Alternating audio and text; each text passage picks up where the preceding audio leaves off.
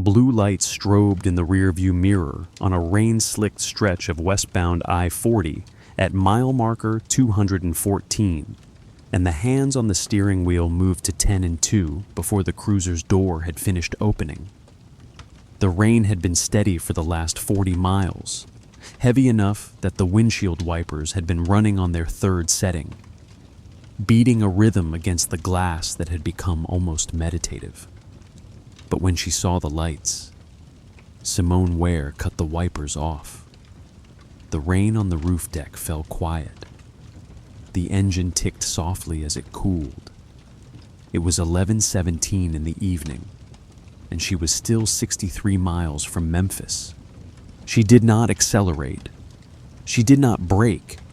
She signaled and moved into the right lane with the kind of precision that comes from 11 years of knowing that a wrong angle on a deceleration can be read as resistance, that hesitation can be read as evasion, that the instant an officer's hand moves toward his holster, the relationship between you and authority has already been decided by something other than what you do next.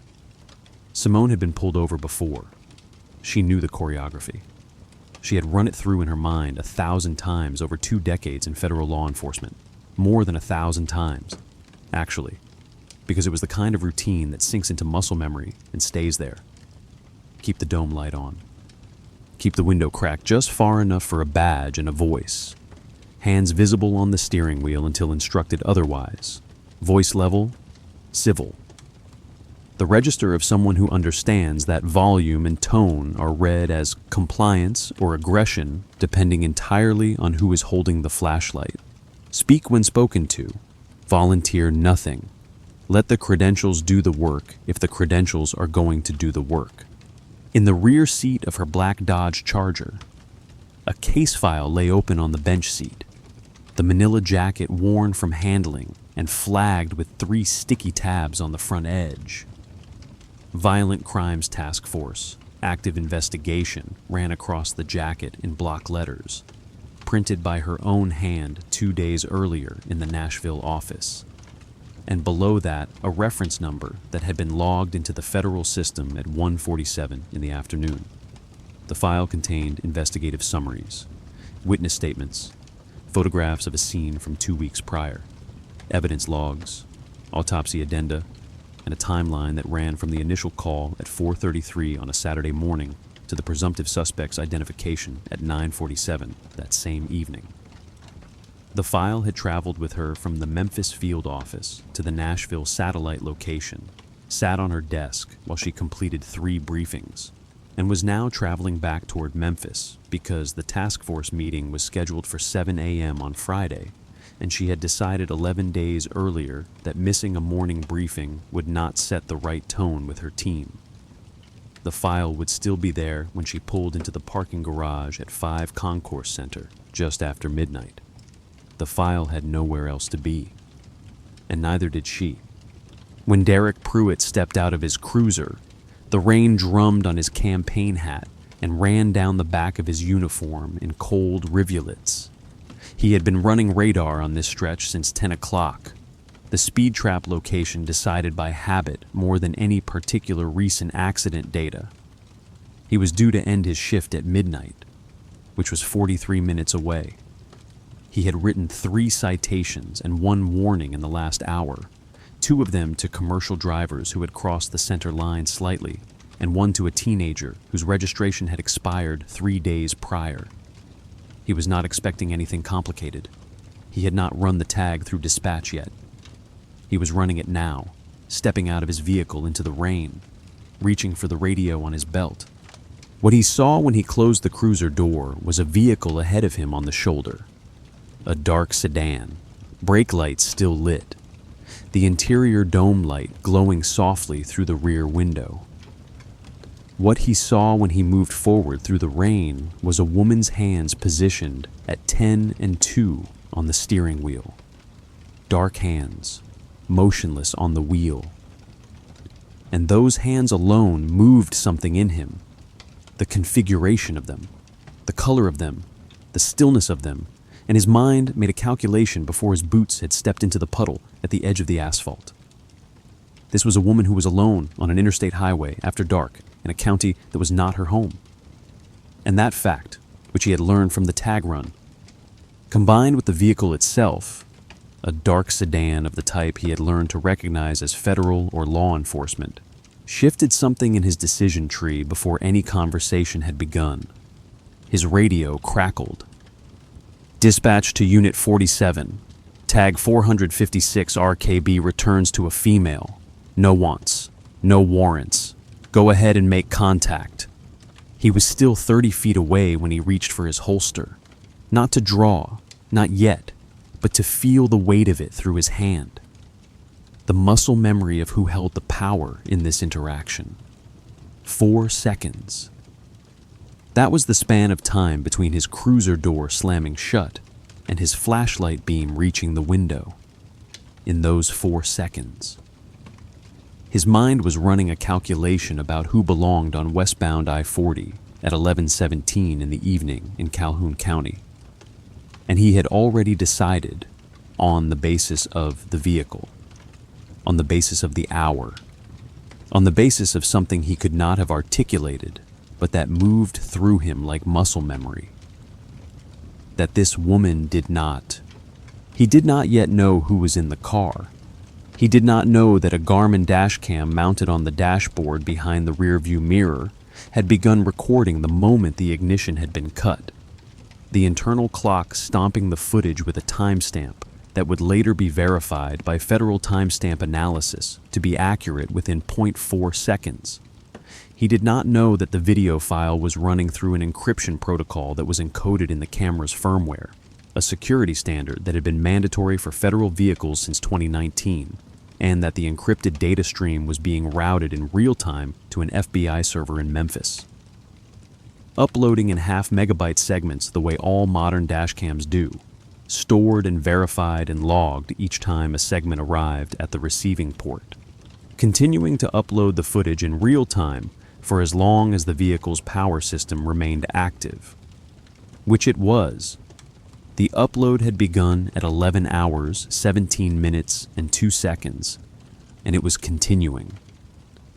Every second that passed added 1 more second of video to the file that was being stored on a federal server 170 miles away, building a record that would outlast every word spoken in this encounter. His flashlight hit the window at an angle calculated to force the eyes to squint, to introduce a disadvantage from the first moment of the encounter. "License, registration, proof of insurance," he said. Not a request, a command issued in the neutral register of institutional authority. But the authority itself was a thing that had been decided before the command was spoken, before anything was requested, before the window had come down far enough to establish eye contact. Simone reached for the glove compartment without responding, her movements controlled and methodical, the kind of careful that communicates compliance without submission. Her hand found the registration in its slot, then the proof of insurance card in its plastic sleeve, then the leather Credential wallet from the center console. The wallet was heavier than most wallets because of what it contained. A federal identification card with a gold shield embossed on the lower right corner, the seal of the Federal Bureau of Investigation in raised relief, the text reading Special Agent, Federal Bureau of Investigation above her name and above the field office designation. She had carried that wallet for 11 years. She knew the weight of it by heart. She had presented it to other officers dozens of times. She had presented it under circumstances far more hostile than this. She knew exactly what it said and what it meant. She held all 3 documents out through the window toward the beam of his flashlight and said, "I'm Special Agent Ware with the FBI. I'm en route to Memphis. The file in my back seat is part of an ongoing investigation." Her voice was steady, even the voice of someone who had delivered the same information to other officers dozens of times and had learned through repetition and professional necessity that excess explanation can be read as evasion, that elaborate politeness can be read as defensive, that the safest communication is the minimum communication delivered with absolute clarity. The flashlight beam swung toward the rear seat, caught the corner of the manila file folder for a moment, illuminated the active investigation text, then swung back to the documents in her hand.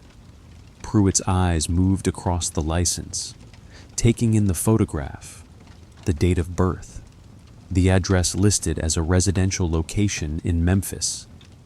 He read the registration, noted the vehicle owner, noted the policy date on the proof of insurance.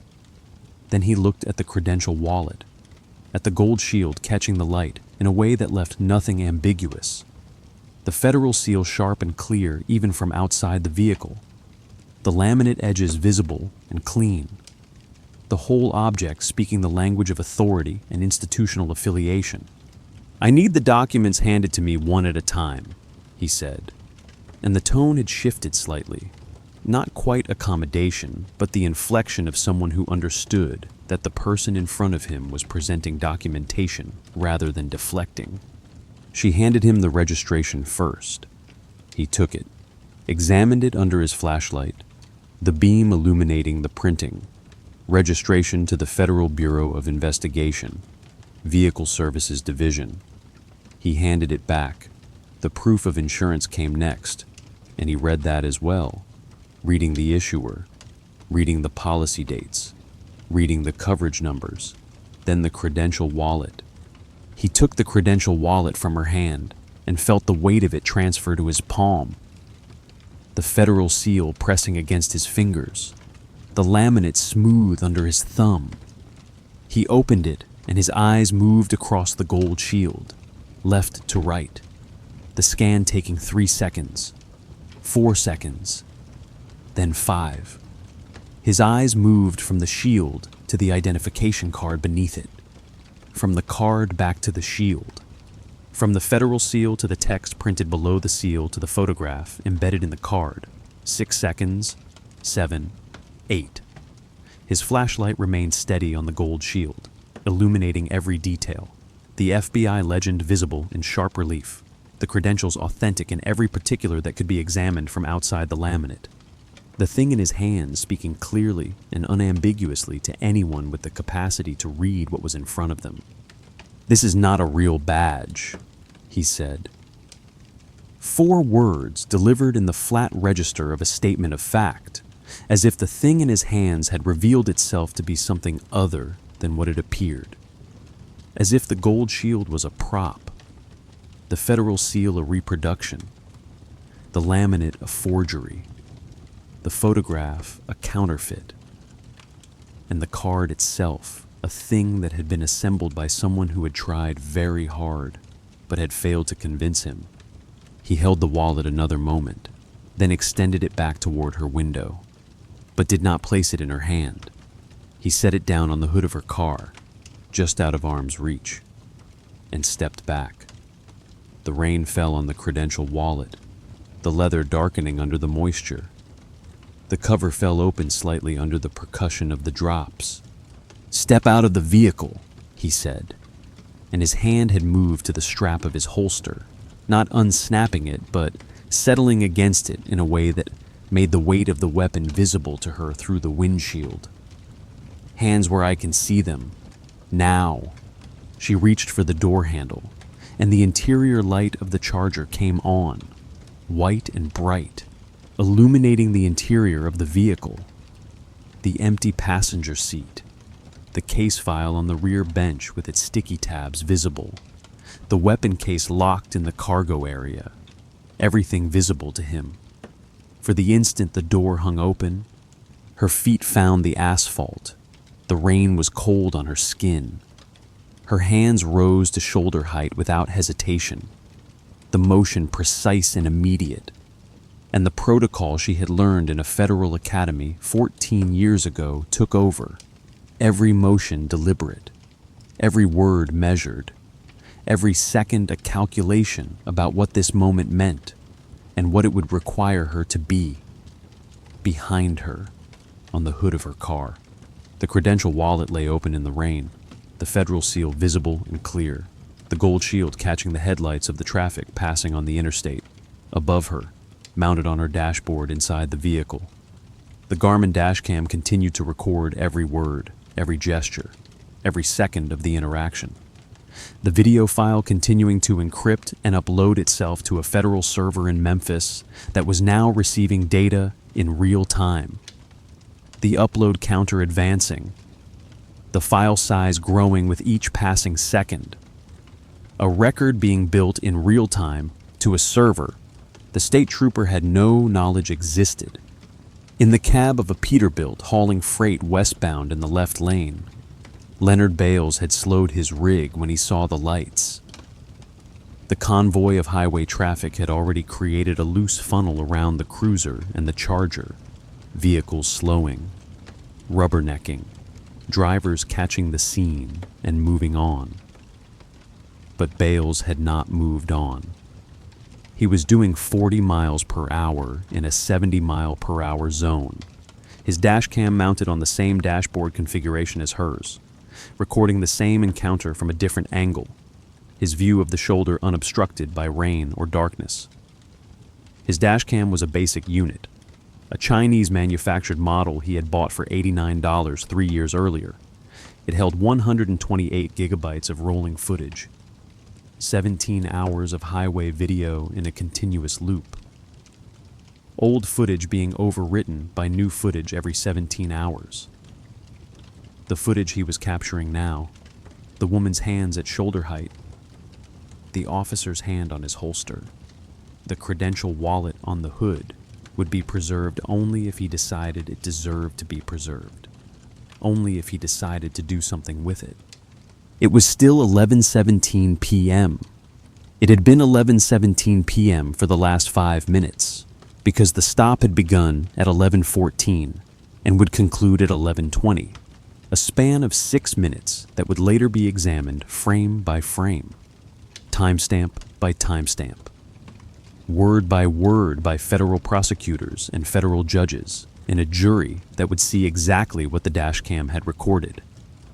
The audio pristine, the video clear, the upload complete and verified and stored and waiting. The rain continued to fall on the shoulder of I-40. The Credential wallet lay open on the hood, and in the darkness behind the rearview mirror, the camera continued to record. The parking lot of the Magnolia Diner sits 3 miles east of Jackson on a state highway that runs parallel to I-55. And 6 months before Simone Ware would find herself standing on the shoulder of I-40 with her hands at shoulder height. She parked her black Dodge Charger in a slot near the entrance and cut the engine. It was mid-afternoon in September, the kind of humid Mississippi heat that settles into the asphalt and radiates back up through your shoes. The air itself shimmering above the parking lot in waves that made the distance uncertain. The diner's red neon sign reflected off her windshield in fractured pieces. She had 10 minutes for coffee and a phone call before the Nashville field office closed for the day. The dash cam mounted on her dashboard activated automatically when her ignition turned over. She did not think about the activation. She did not watch the light come on or register its presence in any conscious way.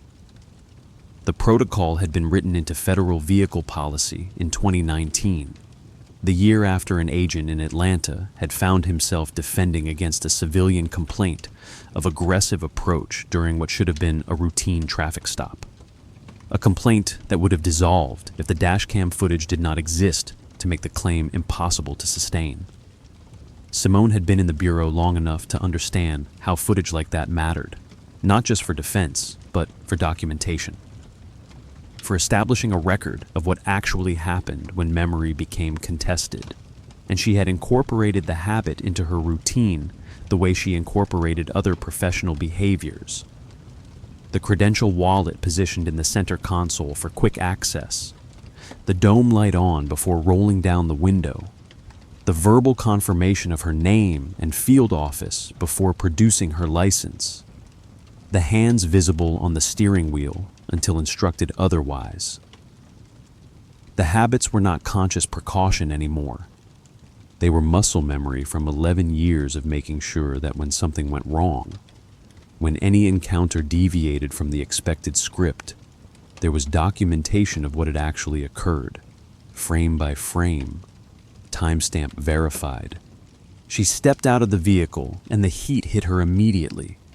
A solid wall of warm air that made the parking lot shimmer in the distance. The diner's glass door revealed the interior, the counter running the length of the front window, the morning shift cook wiping down the griddle with the motions of someone who had performed the same action 10,000 times, the waitress circulating past a trucker in one of the booths, topping off his coffee without asking. The parking lot was empty except for the trucker's Peterbilt rig parked perpendicular to the diner, its nose pointing toward the tree line that separated the highway from the agricultural land beyond. She walked toward the entrance, her hand already reaching for her wallet, the muscle memory beginning to activate. She did not notice the marked state cruiser parked on the shoulder until the officer was already stepping out of it, already walking toward her across the parking lot. He was older, mid-50s, the kind of officer who had spent most of a career on a single stretch of road and had learned how to read the asphalt and the traffic the way a pilot reads weather. He was not moving with any particular urgency. His hand was not on his holster. He was walking toward her the way someone walks toward a person they have decided poses no threat, the gait of someone making a routine contact. "Help you with something?" he asked when he closed the distance. His tone not quite civil, but not hostile either, just the neutral register of a routine encounter.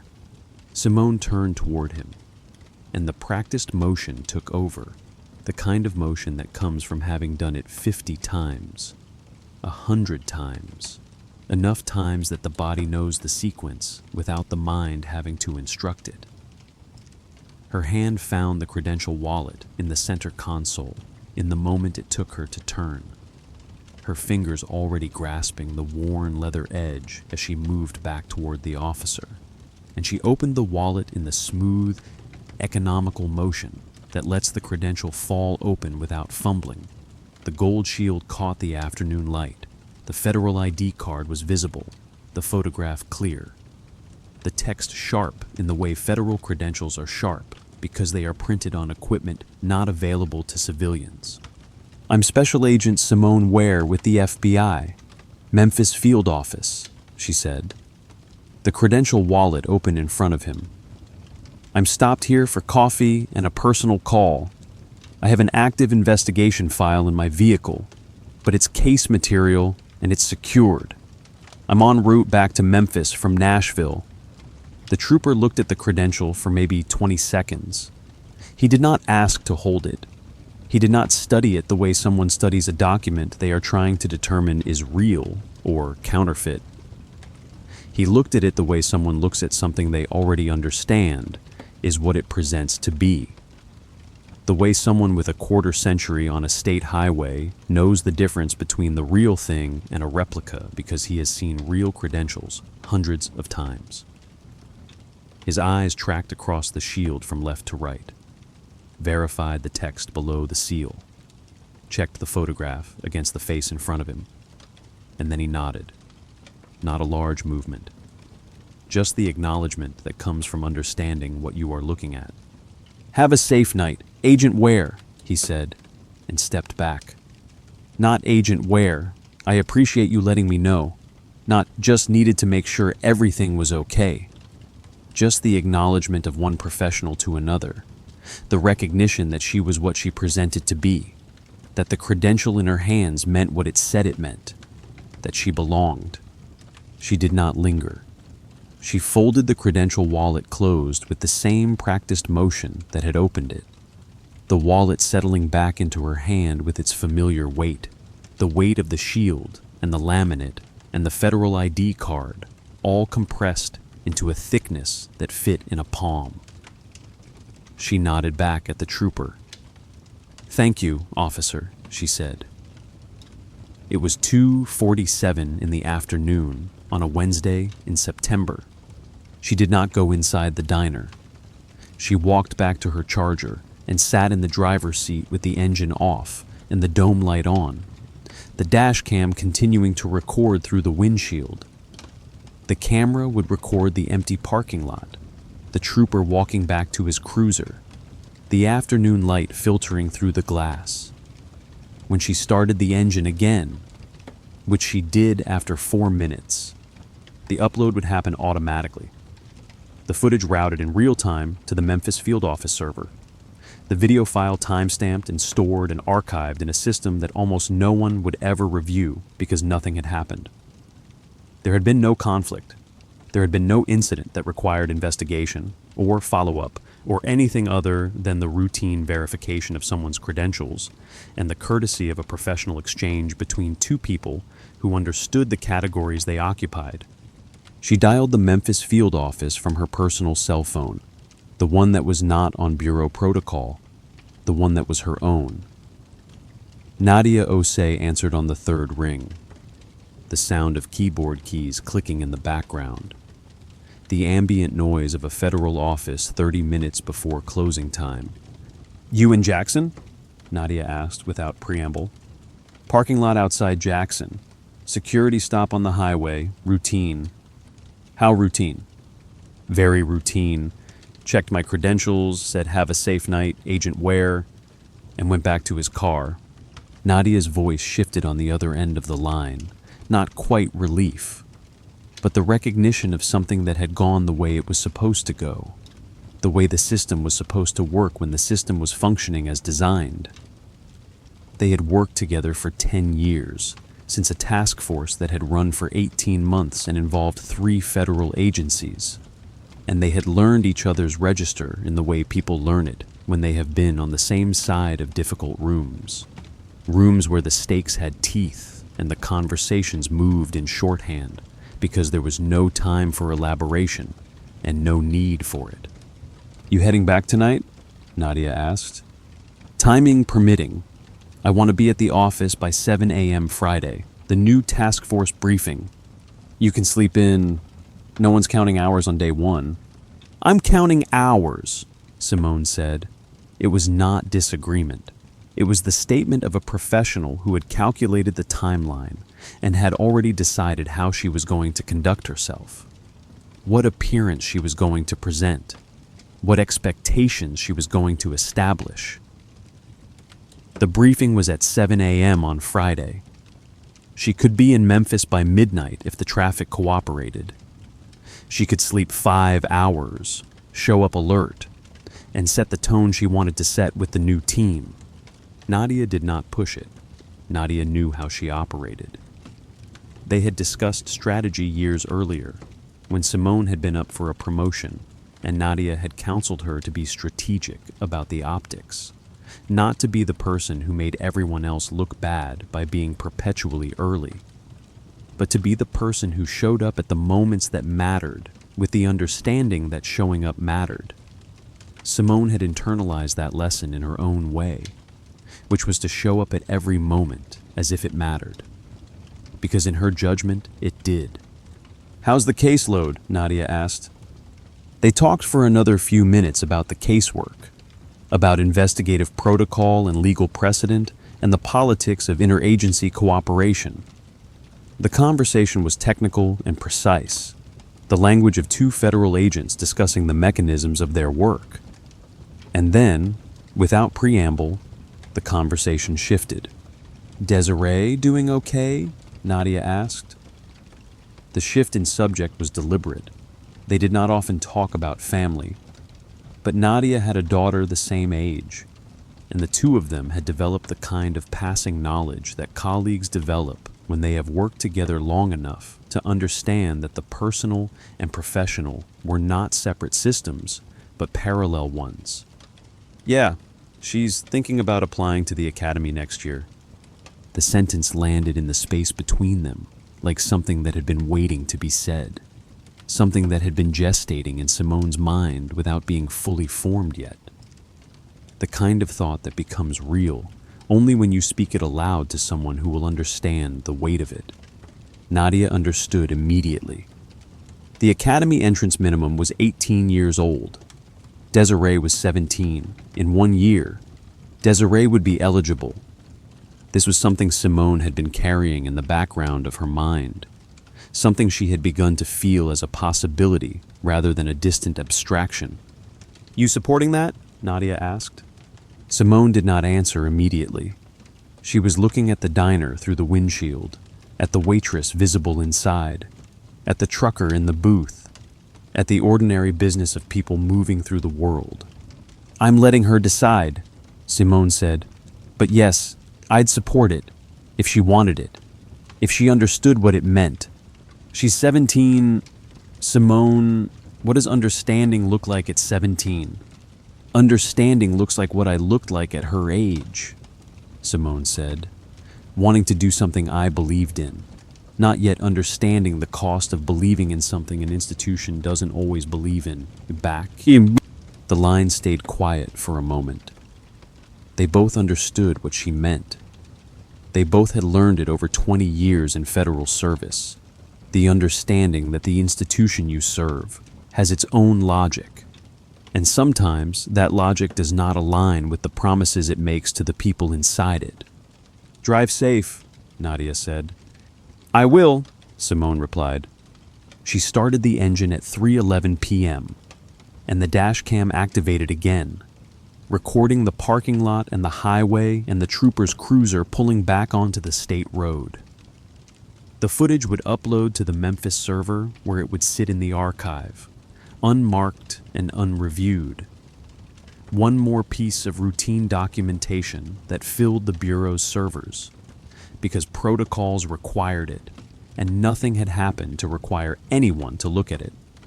The upload completed, the footage was stored, the encounter was documented, and it was forgotten. The way most encounters are forgotten when they proceed exactly as they are supposed to, when everything goes right. When the credential is accepted and the professional courtesy is extended and the person in the vehicle is allowed to continue on their way. It was 6 months before the I-40 stop. It was 6 months before the credential wallet would land on the wet hood of a car in the rain. Before a different trooper would tell her it was fake. Before the footage of that encounter would begin uploading to a federal server at the exact moment her ignition cut. Before nothing would be forgotten at all. The window mechanism was halfway down when Pruitt's voice arrived before his flashlight did. "Turn off the engine. Now. Hands where I can see them." Not a request. A command, the tone already carrying the weight of someone who had made a calculation and found a reason to escalate. His flashlight had not reached the window yet. Simone's hands remained on the steering wheel at 10 and 2, exactly where they should be. She turned off the engine. The dashboard lights dimmed. The rain continued to fall on the windshield, now without the metronome of the wipers to mark time. "Roll the window all the way down," Pruitt said, and his voice had moved closer, which meant he had stepped up to the car while she was reaching for the ignition. She could not see his face yet, could only see the beam of his flashlight sweeping across the windshield from the driver's side. She could see the silhouette of his campaign hat, the shape of his shoulder, the position of his right arm, the hand resting on his belt.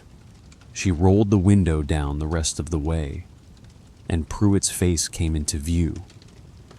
He was not looking at her.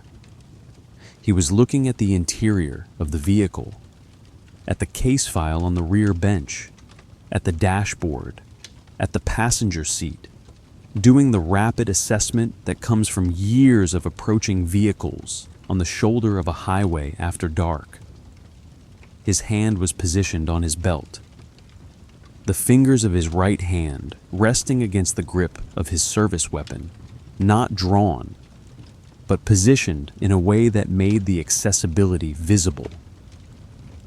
The threat made literal in the mechanics of his stance. Simone understood the calculation immediately. He had made a decision about what he was seeing before he had made contact with the window. The vehicle, the hour, the configuration of someone alone in a sedan on an interstate at night. The decision was already made, and everything that followed would be the documentation of that decision rather than the investigation that would precede it. "What are you doing out here?" he asked. The question was not casual. It was loaded with the assumption that there was a wrong answer, that this woman, alone, in a vehicle that carried federal government plates, on his stretch of highway at 11:17 in the evening, required explanation rather than simply being allowed to exist in the space she occupied. "I'm traveling to Memphis," Simone said. Her voice was level, measured. The kind of voice that comes from understanding that every word is being assessed in real time, every inflection being interpreted, and that the safest path through this interaction was to be as clear and minimal as possible. No excess explanation, no elaboration, just the facts. "I'm en route to my field office. License, registration, proof of insurance," Pruitt said. "Hand them out the window, now." Simone reached for the glove compartment, the motion deliberate and slow, the kind of movement designed to communicate that she was following instructions, that she posed no threat, that she was not doing anything unexpected or dangerous.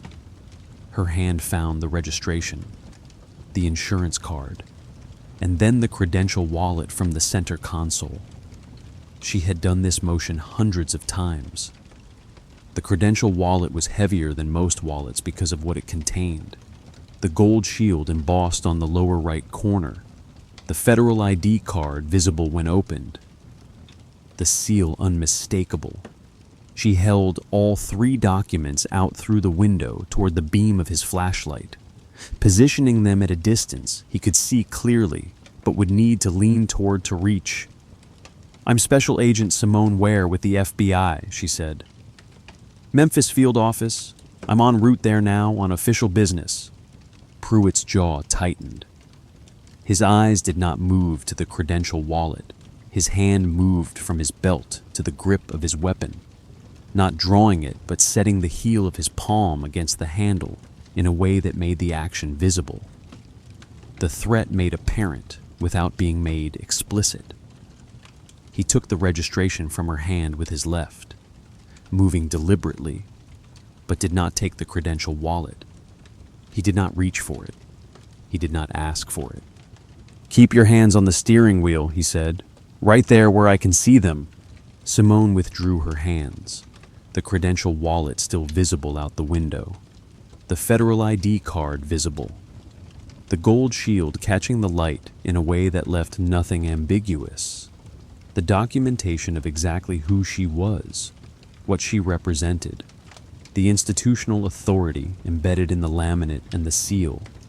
Pruitt looked at the registration, turning it in the beam of his flashlight, reading the vehicle owner, reading the dates, reading the policy information on the insurance card. His eyes moved across the documents in the practice sequence of someone who had done this hundreds of times. But they never moved to the Credential wallet. He never acknowledged it. He never asked to see it. He looked at the interior of the vehicle instead, at the case file on the rear bench, at the back seat, at the locked weapon case in the cargo area, at the way the interior was configured. "Is there a weapon in this vehicle?" he asked. "There is," Simone said. "Locked case in the cargo area, federal issue, registered with the Bureau." Pruitt's hand moved again, this time to the strap of his holster, the motion slow and deliberate, the kind of motion that signals an escalation from possibility to preparation. "Step out of the vehicle," he said. "Now. Both hands where I can see them." Simone opened the car door, and the interior light came on, illuminating the back seat, the case file, the weapon case, everything visible to him in the moment the door swung open. She stepped out of the vehicle onto the wet asphalt, her hands rising to shoulder height, both palms visible, the motion smooth and practiced. The kind of motion that comes from understanding that compliance is being assessed in real time, that the speed of her compliance, the angle of her hands, the position of her body are all being interpreted as either cooperative or confrontational, depending entirely on the officer's assessment. The rain was cold on her skin. The wet asphalt smell carried on the night air, mixed with the diesel of the distant interstate. The sound of tires on wet pavement, the ambient noise of traffic continuing downstream, unaware of the interaction occurring on the shoulder. "Hands higher," Pruitt said. "Above your head." She raised her hands higher, both palms open, both hands visible and empty. The movement executed immediately without hesitation or delay. "Turn around, face away from me," Pruitt said. She turned, slowly, the movement deliberate, her hands remaining above her head, both palms visible. She could not see Pruitt now.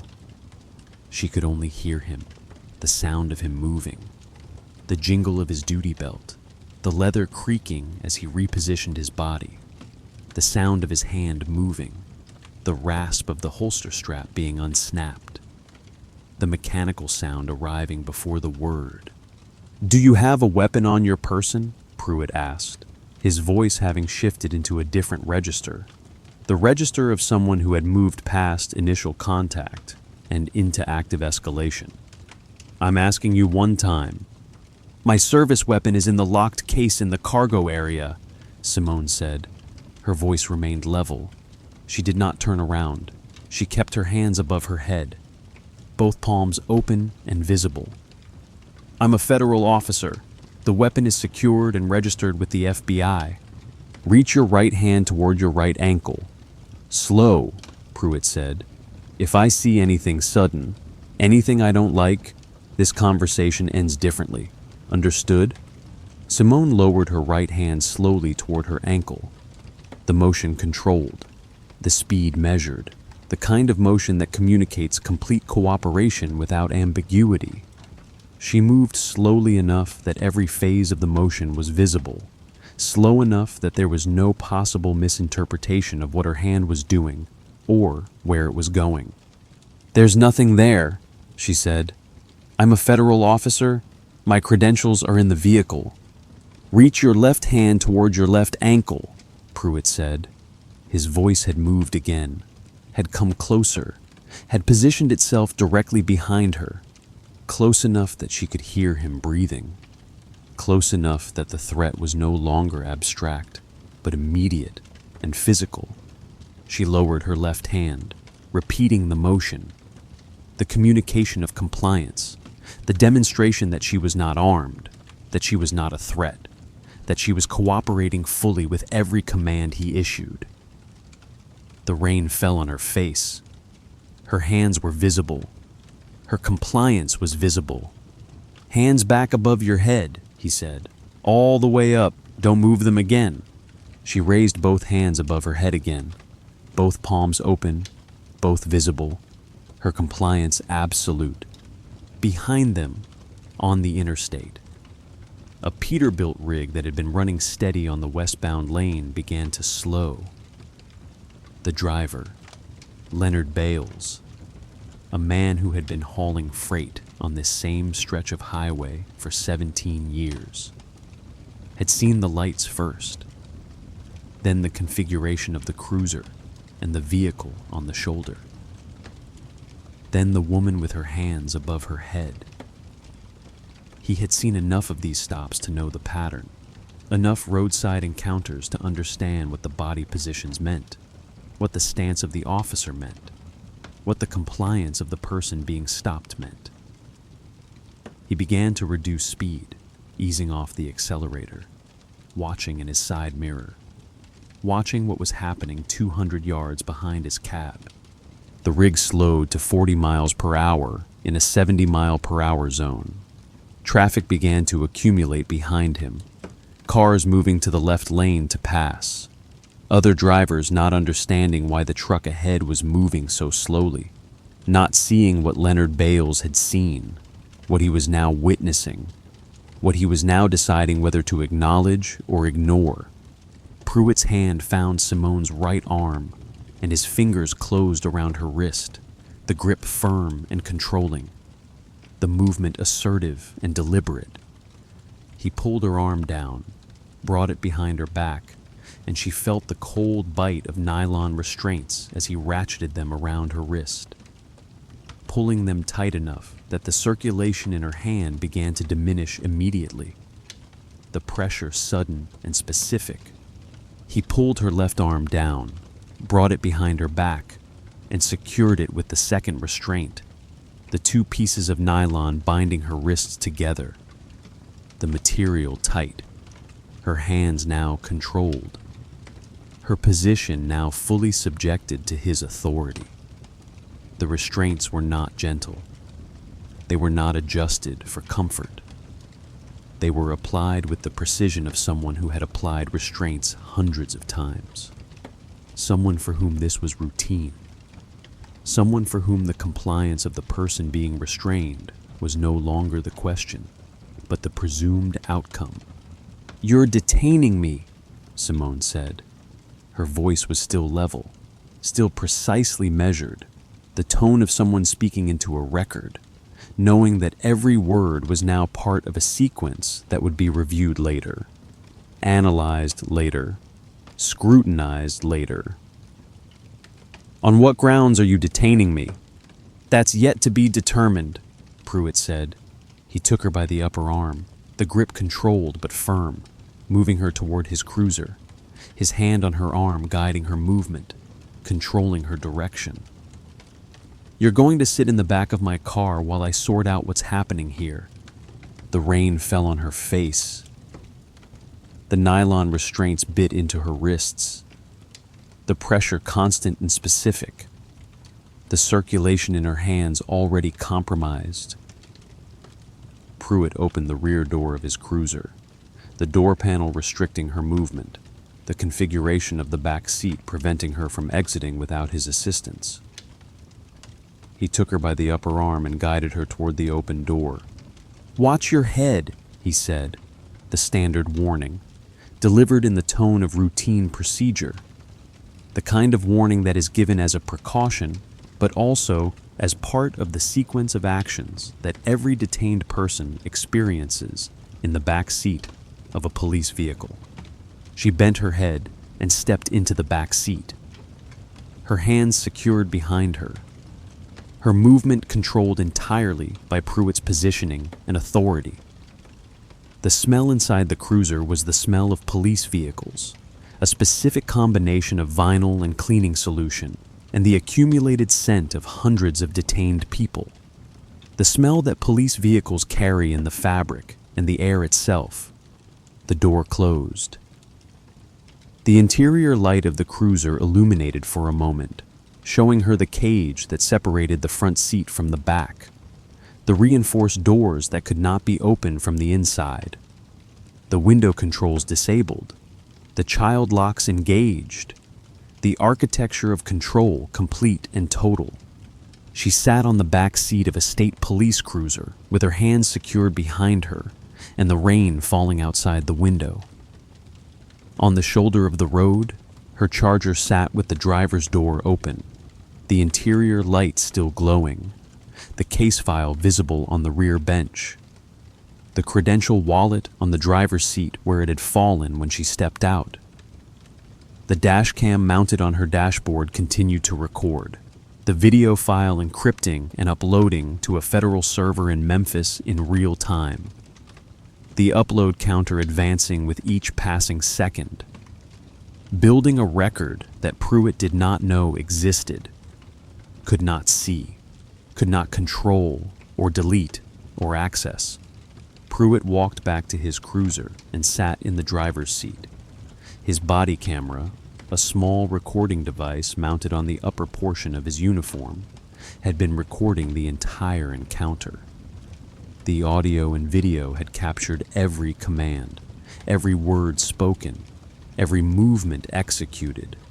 The full sequence of the stop documented and time-stamped on equipment that existed in his possession, that would later be reviewed, that would become evidence in a proceeding that did not yet exist and could not yet be anticipated. He reached for his radio, and the dispatch frequency crackled to life. "Dispatch, Unit 47, he said. "I have a detainee in custody at mile marker 214, westbound I-40. Request additional units for scene security. Female detainee. Possible fraudulent credentials." The dispatcher's voice came back, calm and professional, the tone of someone managing a routine call. "Copy, Unit 47. Units responding. ETA approximately 4 minutes. 4 minutes. In 4 minutes, 2 additional deputies would arrive at this location. In 4 minutes. The scene that was currently just Simone and Pruitt and Leonard Bales watching from 200 yards away would become a multi-unit police operation. In 4 minutes. The situation would be documented by multiple officers, multiple perspectives, multiple accounts of what was happening and what had happened. Simone sat in the back of the cruiser with her hands secured and waited. The rain continued to fall, her dashcam continued to upload, and on the interstate behind her, Leonard Bales continued to watch, his rig running at 40 miles per hour, his eyes on his mirror, his hand on his phone, deciding what to do with what he had just witnessed. Simone's right hand reached back toward the interior of the cruiser, the movement controlled and deliberate, meant to be understood by Pruitt as compliance. She had not been ordered to produce her credentials yet, but she was producing them anyway. The initiative of her own action, designed to de-escalate, meant to demonstrate that the documentation of who she was and what she represented was available and accessible and could be examined immediately if he chose to look at it. Her hand found the Credential wallet in the same practiced motion that had served her 6 months earlier in a diner parking lot outside Jackson.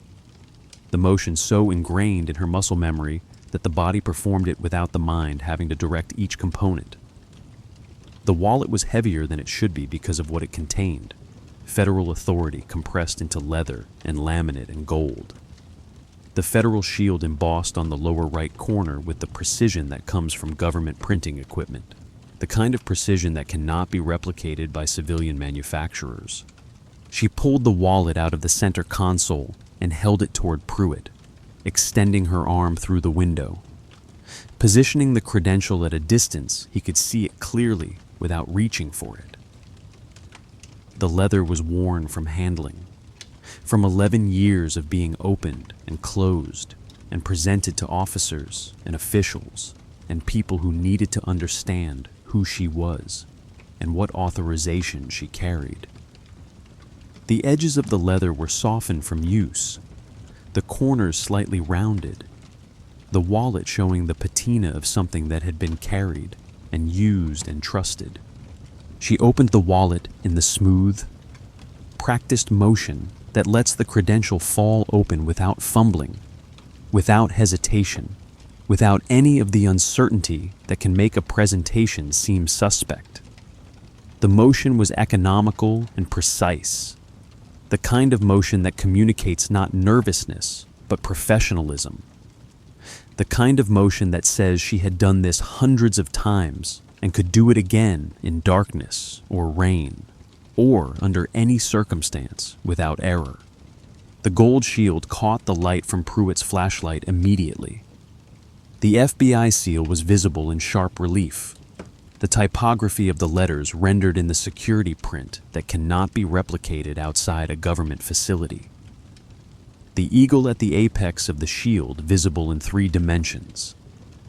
The shield itself the exact shade of federal gold. The object that had opened doors for her 100 times. That had been accepted without question by a trooper in a Mississippi parking lot 6 months earlier. that had been presented to officers on 100 traffic stops and had been examined and returned and accepted as what it was. Pruitt's hand moved from the holster strap. His fingers extended toward the Credential wallet. He took it from her hand, and the weight of it transferred to his palm. The heft of federal authority settling into his grip. The object speaking through its weight and its substance and the precision of its construction.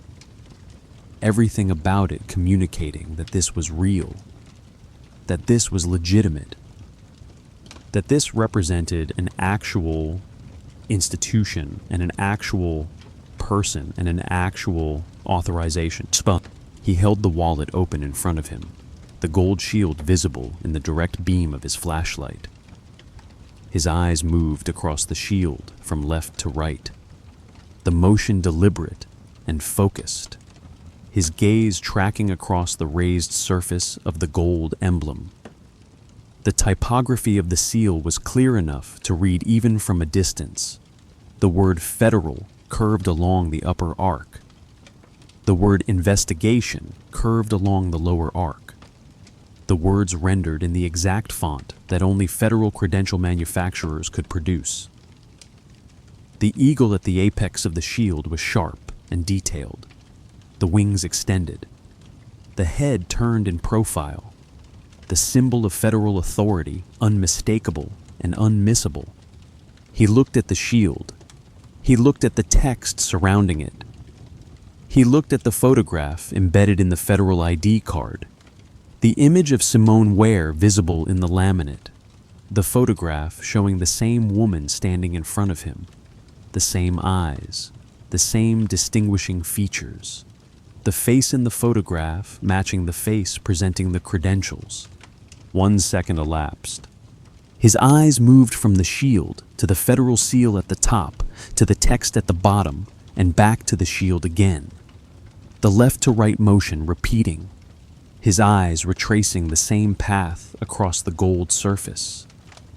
The scan methodical and deliberate, his gaze examining the same details a second time, as if the repetition might reveal something different, might produce a different understanding of what was in his hand. 2 seconds. 3. The Credential wallet contained a federal ID card, the standard FBI credential issued to special agents, a document that exists nowhere outside the federal government's secure printing facility in Maryland. The card measures 3.5 inches by 2.25 inches. The laminate overlay protecting the entire document from damage and from tampering. The security features embedded in layers that cannot be separated without destroying the document. The photograph is printed using a process that uses microprinting and color-shifting inks. The image captured using federal photography standards. The result, a credential that cannot be counterfeited with technology available to civilians. 4 seconds. 5. Pruitt's eyes continued to move across the shield. The light from his flashlight caught the gold at an angle that emphasized its three-dimensionality. The embossed surface reflecting the light in a way that highlighted the depth of the work, the quality of the manufacturing, the authenticity of the object rendering itself undeniable through the mechanics of light and reflection and metal. The flashlight beam illuminated the word federal and moved to the eagle, and then to the word investigation. The light traveling across the surface of the credential in a way that showed every detail, leaving nothing hidden or ambiguous or subject to interpretation. The credential was what it appeared to be. 6 seconds, so 7. Pruitt's body camera was recording. The device mounted on his uniform chest. The small rectangular unit about the size of a deck of cards was capturing this entire moment in high definition. The camera mounted on the upper portion of his uniform was recording his eyes moving across the shield. It was capturing the angle of his head as he looked down at the credential in his hand. It was capturing his facial expression as he examined the object. The video recording the details that would later be reviewed by federal prosecutors. The timestamp embedded in the data file. The video timestamped to the second. The audio capturing the ambient sound of the rain and the traffic and the night and his breathing. 8 seconds. 9. The text on the credential was visible in the beam of the flashlight. Special Agent, Federal Bureau of Investigation, Memphis Field Office. The field office designation was legible. The seal of the FBI was legible. The identification number was visible. The expiration date was visible. Every element of the credential was accessible to him, was available to be read, was being illuminated by the beam of his flashlight in a way that rendered the document unmistakable. 10 seconds. Pruitt's hand was still holding the credential wallet open. His fingers were still wrapped around the laminate edge. His eyes had completed the scan a second time, had moved left to right across the federal seal and the text and the photograph, and back again, had examined the credential for a total of 10 seconds, had looked at the shield and the seal and the identifying information in the photograph, and every other element that comprised a federal credential. 11 seconds elapsed. "That's not a real badge," Pruitt said. 4 words. The statement delivered in a tone of absolute certainty. The words arriving like a conclusion reached before the examination had begun. Like a determination made in advance of any evidence. Like the articulation of a decision that had been made the moment he saw the color of her hands on the steering wheel. The moment he approached the vehicle. Than what it was. Something other than what his eyes had spent 11 seconds examining. Something that Pruitt had decided was false, despite the fact that his body camera was capturing his eyes moving across something that was unmistakably real. Simone's voice came out flat and precise. The same register she had used for every word of the encounter. The same tone she used in federal court when she was testifying under oath. When she was presenting evidence to a jury. When she was establishing a record that would be transcribed and preserved and reviewed. The register of someone who understood that words could be documentation. That tone could be evidence. That the way she spoke could be recorded and reviewed and used to establish whether she was panicked or calm, defensive or composed, truthful or deceptive. "You're being recorded, officer," she said. 4 words in direct response, delivered not to Pruitt, but to the camera mounted on his uniform. The statement made to the device that was capturing this moment. The message directed at the recording equipment that was documenting his eyes and his hands and his face and his voice. The communication clear and direct and meant to be part of the permanent record. The words spoken as if she was placing them on the record for a court proceeding, because she was behind them on the interstate. Leonard Bales in the cab of his Peterbilt was still watching. His rig was still running at 40 miles per hour. His dashcam was still recording, capturing the scene from 200 yards away, capturing the angle of Simone's body, the position of Pruitt's hands, the credential wallet in his grip. The moment when the determination had been made that what was clearly real was being rejected, that what was unmistakably authentic was being dismissed, that the documentation of federal authority was being called a prop, was being called a fake, was being characterized as something it was not. Pruitt's hand closed around the credential wallet. He did not return it to her. He did not hand it back through the window, or place it on the hood of the vehicle, or acknowledge the reality of what was in his hand. His hand closed around the laminate edge and held the wallet in his grip. The object now evidence in his mind rather than documentation. The credential now something other than what it actually was. The wallet now something that supported his narrative rather than contradicted it. In the back seat of Pruitt's cruiser, Simone's hands were still secured with nylon restraints. The dash cam mounted on her dashboard was still recording, still uploading to the federal server in Memphis in real time. The encryption algorithm protecting the data, the upload counter advancing with each passing second, the video file building itself segment by segment, the digital record establishing itself on a server that existed outside of Pruitt's jurisdiction, and outside of his authority, and outside of his ability to influence or access or delete. The body camera continued to record. The dash cam continued to upload. The witness in the Peterbilt continued to watch. And the 11 seconds of Pruitt's examination of an authentic federal credential, his eyes moving across a shield that was unmistakably real, his hands holding a document that could not have been counterfeited, his voice declaring it to be fake. All of it was being documented. All of it was being preserved.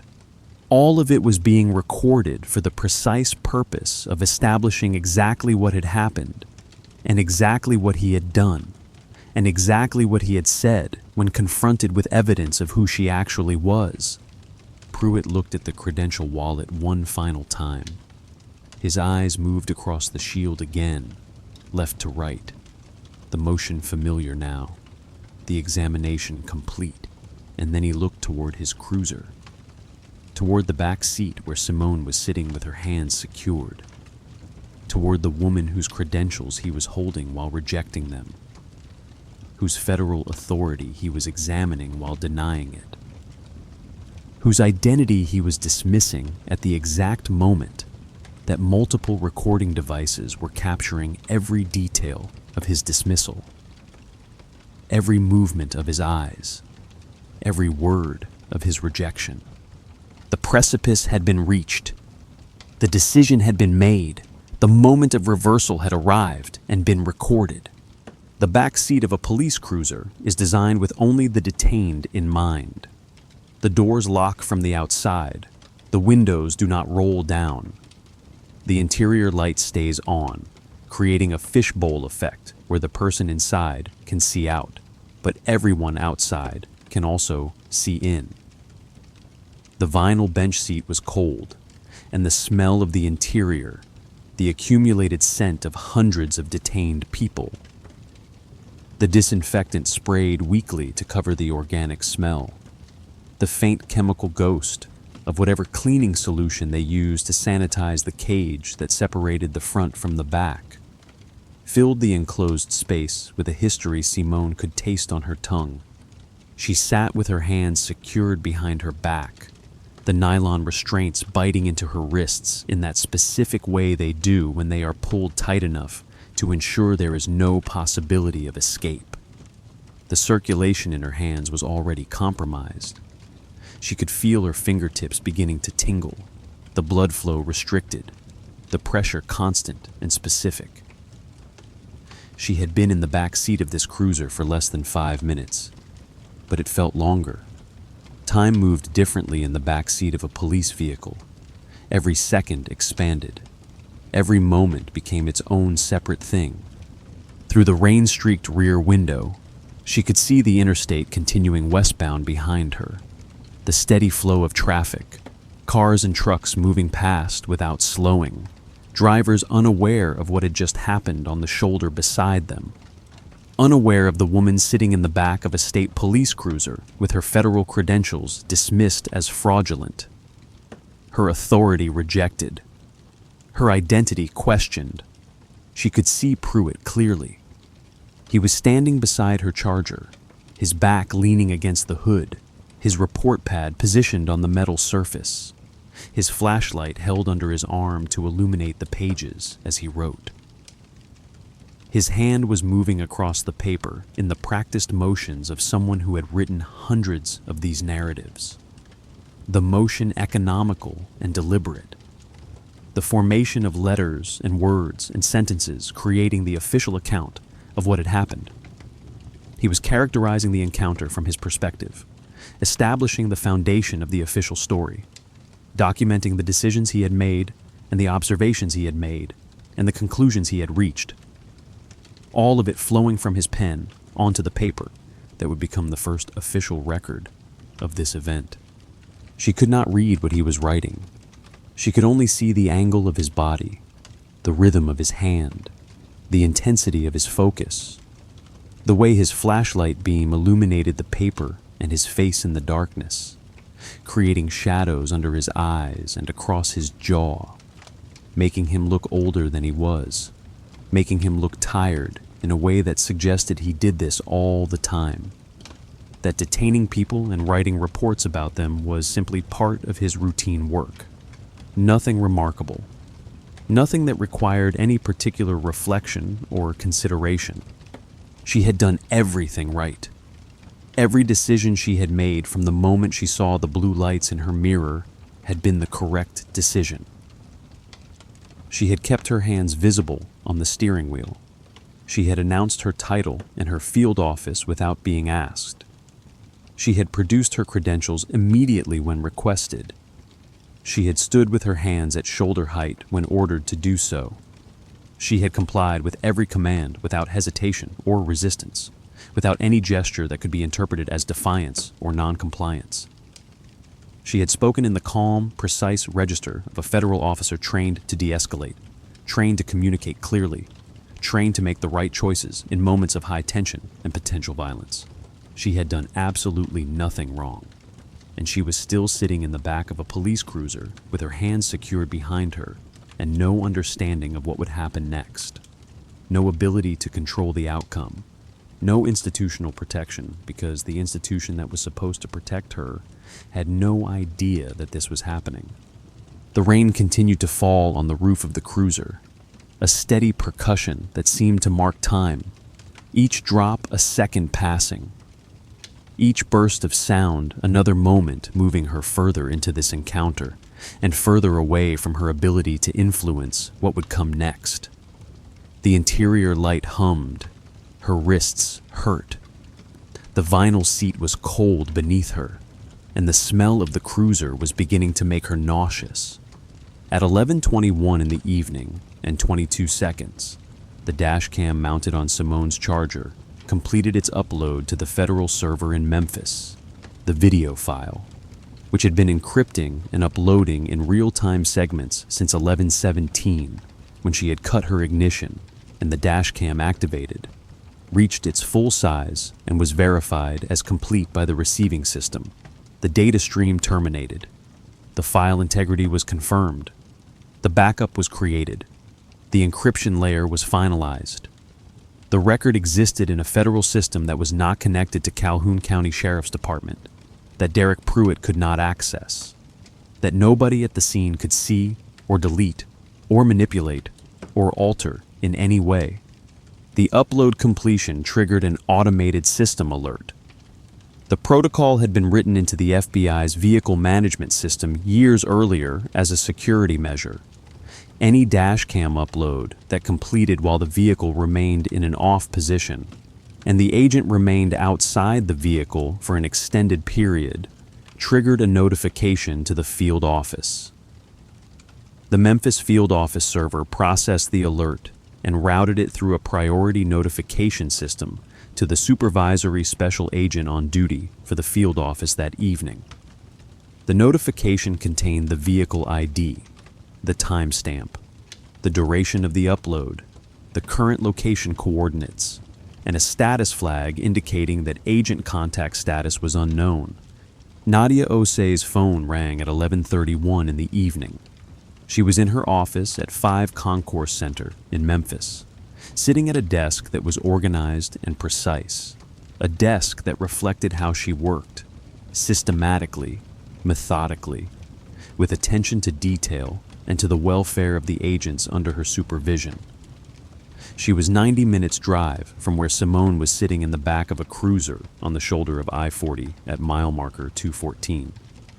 She had a cup of coffee gone cold on her desk, the liquid now room temperature, undrinkable. She had been reviewing case files, catching up on paperwork, the routine work of a supervisory special agent running a field office that covered 12 counties across Tennessee and Mississippi. The paperwork was endless. The oversight requirements had increased every year. The management responsibilities had multiplied, and the core mission, protecting her agents, supporting their work, ensuring they had the resources and backup they needed to do their job safely, had remained constant throughout all of it. The phone rang. The screen showed the FBI vehicle management system as the caller. She did not recognize the number because it was not a person calling. It was a server.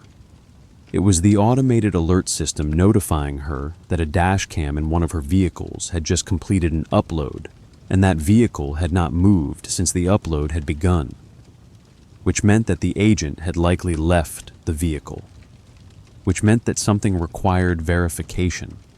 She answered the call and listened to the recorded message. Memphis Field Office, dashcam upload notification, vehicle ID 456 RKB, timestamp 11 hours 21 minutes and 22 seconds PM, duration 4 minutes and 22 seconds, agent status unknown, recommend field office contact for verification. The message was flat, automated, clinical in its delivery. The kind of message that came through the system a dozen times a month when agents were out of their vehicles, out of communication, on normal investigative duties that required stepping away from their vehicles temporarily. Except Nadia knew exactly which vehicle that was, and she knew exactly who was supposed to be driving it, and she knew that Simone Ware should have been en route to Memphis with the vehicle in continuous motion, which meant the notification meant something was wrong. Nadia was standing up before the recorded message finished. She was reaching for her credentials. She was moving, her mind already running through the possibilities, the scenarios, the reasons that a dashcam would have uploaded while the vehicle was stationary and the agent was outside of it. Her body was responding to the notification before her conscious mind had fully processed what it meant. She dialed Simone's cell phone. It went to voicemail. She dialed the main dispatch line for Calhoun County and was told that a state trooper had a detainee in custody at mile marker 214, but she did not give her name or her agency, and she did not ask for any additional information. She closed the call and immediately dialed the dispatch line again. "I need you to check on a female subject in custody at mile marker 214, Nadia said, and the dispatcher's tone changed immediately, the professional courtesy shifting to something more guarded, more defensive. "I'll need to verify that request through proper channels," the dispatcher said, and Nadia could hear in those words the beginning of the territorial dispute that could slow down everything that needed to happen fast. She ended the call. She was already moving toward the door. She was already calculating the drive time from Memphis to mile marker 214, the time it would take to get there, the people she needed to call, the notifications that needed to be made up the chain of command. On the interstate, in the cab of a Peterbilt rig that had been parked on the shoulder for 14 minutes with its hazard lights on, and its engine idling at a low RPM to conserve fuel, Leonard Bales sat with his dashcam footage playing on a 4-inch color screen mounted on his dashboard. He was 52 years old and had been driving this same stretch of highway for 17 years. The route from Memphis to Jackson and back. The same roads, the same exit numbers. The same rest stops and truck stops and familiar stretches of asphalt that he had traveled so many times that his body knew the route independent of his conscious awareness. He had seen a lot of traffic stops in that 17 years. He had observed officers approach vehicles with their hands on their weapons. He had seen people become compliant when ordered to do so. He had understood the basic mechanics of a police encounter on the highway, the standard sequence of events that occurred when a vehicle was pulled over and the occupant was questioned. He had rewound the dashcam footage to the beginning. He was watching the entire encounter. He was watching the moment when the woman's charger had pulled onto the shoulder just ahead of him. He was watching the moment when the state police cruiser had moved into position behind her. He was watching the moment when the woman stepped out of her vehicle with her hands positioned at shoulder height. The motion smooth and compliant. The movement executed immediately without hesitation or delay. He was watching the moment when the trooper took her by the upper arm and secured her hands with nylon restraints. The motion practiced and efficient. The kind of motion that comes from doing the same thing hundreds of times. The kind of motion that does not require any particular thought or deliberation. The video was dated and time-stamped. It showed the date in the lower right corner of the frame. It showed the time in 24-hour format updated every second. It showed the location coordinates gathered from the GPS module embedded in the dashcam. It showed the temperature outside the vehicle.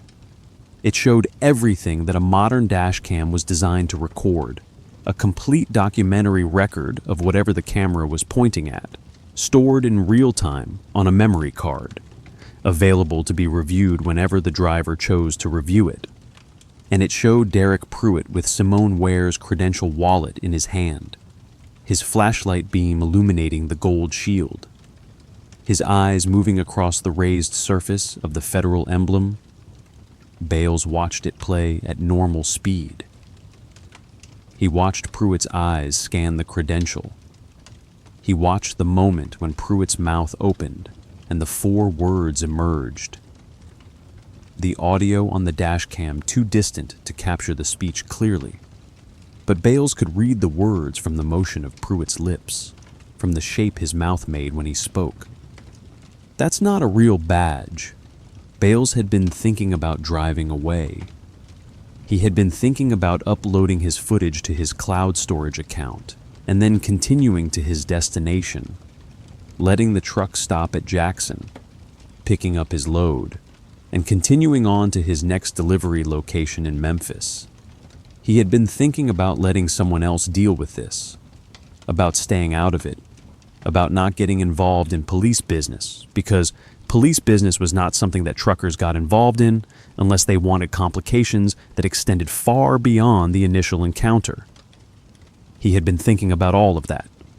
And then he had seen the moment when Pruitt held the Credential wallet and declared it to be fake.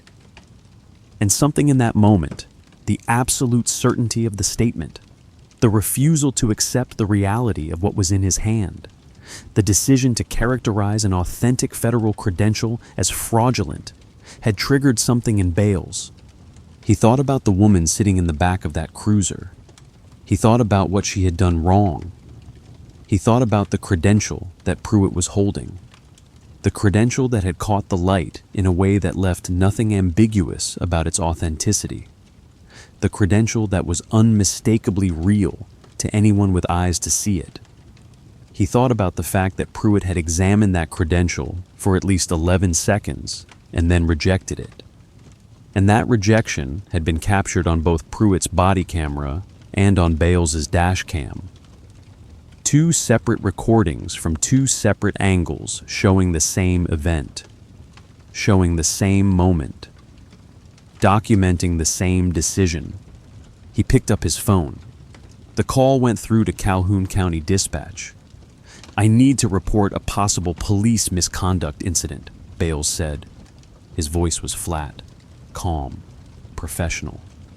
The voice of someone who had decided to speak the truth without embellishment, without emotion, without any particular agenda other than to document what he had witnessed. "I'm a witness to a traffic stop at mile marker 214 on westbound I-40. I'm in the cab of a Peterbilt rig parked approximately 200 yards up the road. I have dash cam footage of the entire encounter spanning approximately 23 minutes and 14 seconds. The subject being detained appears to be a federal agent. The trooper conducting the stop is claiming the subject's credentials are fraudulent. Based on my observation of the footage, the credentials appear to be authentic. I recorded all of it. I'm parked here right now. I'm not moving this vehicle until someone comes to collect this footage from me. The dispatcher asked for his location. Bales provided the mile marker number and the direction. The dispatcher asked for his contact information. Bales provided his name, his phone number, his DOT number, the details that would identify him as a legitimate witness rather than a crank caller. The dispatcher asked him to remain at the scene. "I'm not going anywhere," Bales said. "I'm staying here. I'm not moving this truck until someone arrives to take custody of this evidence." He ended the call and turned back to his dashcam screen. He rewound the footage again.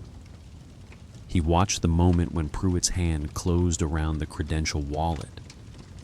He watched the moment when Pruitt's eyes moved left to right across the gold shield. He watched the moment when Pruitt's mouth moved and the 4 words came out. "That's not a real badge." And below that, he watched the moment when the woman's voice came out flat and precise in response. "You're being recorded, officer," which was true. She was being recorded by her dashcam, by his dashcam, by Pruitt's own body camera mounted on his uniform, the device capturing his eyes moving across the Credential, capturing the left-to-right motion of his scan, capturing the moment when he looked at an authentic federal Credential and decided it was fake. Bales sat in the cab of his truck with the video playing on loop in front of him, the hazard lights flashing in the darkness outside, the rain continuing to fall on the windshield, the interior of the cab illuminated by the small screen showing the evidence that would later become central to the federal case. In the back of Pruitt's cruiser, Simone did not yet know that the upload had completed. She did not know that a system alert had been generated and routed to a federal server. She did not know that Nadia Osei had already received the notification and was already moving, already making phone calls, already beginning the process that would eventually produce a federal criminal case. She did not know that Leonard Bales had already decided to witness, to speak, to provide the documentation that would prove her credentials were real, that Pruitt had examined them and rejected them, that the entire encounter had been recorded from multiple angles and was now waiting to be discovered by people with the authority and the institutional power to act on it. She could only sit with her hands secured and the rain streaking the windows and the interior light humming overhead, and no way of knowing that the trap had already closed, that the mechanism of institutional accountability had already been triggered, that the next 72 hours would see the mobilization of the federal government in a cascade of decisions and actions that would ultimately produce a federal criminal complaint that could not be defended and a prosecution that could not be stopped. The rain fell. The cruiser hummed. The restraints bit into her wrists. And in Memphis, a supervisory special agent was already on the phone, already escalating, already beginning the process that would result in a federal criminal investigation, the filing of charges under 18 U.E.R.S.C. Section 242, deprivation of rights under color of law, and the complete institutional reversal of Derek Pruitt's authority. The federal government does not move slowly when it has everything it needs. By 11:31 p.m. on Wednesday evening, Nadia Osei's phone had received the automated alert that Derek Pruitt did not know existed. By midnight, she was already on the phone with the field office legal advisor, already beginning the process of escalation that would move the case from state concern to federal concern. By 12:47 a.m., the Memphis field office was notifying FBI headquarters in Washington. By 1:14 in the morning, Alicia Mora, a trial attorney in the DOJ Civil Rights Division, was opening the complete dashcam and body camera file on her office laptop in Washington, D.C., her desk lamp the only light in the office building, a cup of coffee cooling beside her keyboard. The video about to play on her screen. Mora was 47 years old and had spent 14 years building cases against law enforcement officers. She had moved through 3 different career paths before landing in the Civil Rights Division. 2 years as a public defender, 5 years in private practice defending civil rights plaintiffs, and now 7 years as a federal prosecutor. The cases were rare. Federal prosecution of police misconduct required a specific set of circumstances, a specific demonstration of intent, a specific and clear violation of constitutional rights captured in a way that was indisputable and documented. Most police misconduct never reached the federal level. Most encounters between police and citizens, even those that resulted in substantial civil settlements, never crossed the threshold into federal criminal charges. But some did. Some cases had everything: the video evidence, the witness testimony, the documenting body camera worn by the officer himself, the clear statutory violation laid out in real time, the deliberate rejection of evidence that was undeniably authentic. She clicked play. The video began with Simone Ware's vehicle on the shoulder of I-40, the dashcam footage showing the interior of the Charger, the case file visible in the rear seat, the Credential wallet visible on the center console before Simone reached for it. The timestamp ran in the lower right corner, 11:17 p.m. and 38 seconds. The rain was visible on the windshield, the motion of the wipers stopping, the silence of the engine being cut. The moment the dashcam activated and began its recording, she watched Pruitt approach the vehicle. She watched his hand on his holster. She watched him move to the driver's side window. She watched Simone produce her Credential wallet, the practiced motion smooth and deliberate. She watched Pruitt take it from her hand. She watched the examination begin. 1 second. His eyes moved down to the shield. 2 seconds. His eyes tracked left to right across the gold surface. 3, 4, 5. The light from his flashlight was catching the shield at an angle that rendered every detail visible.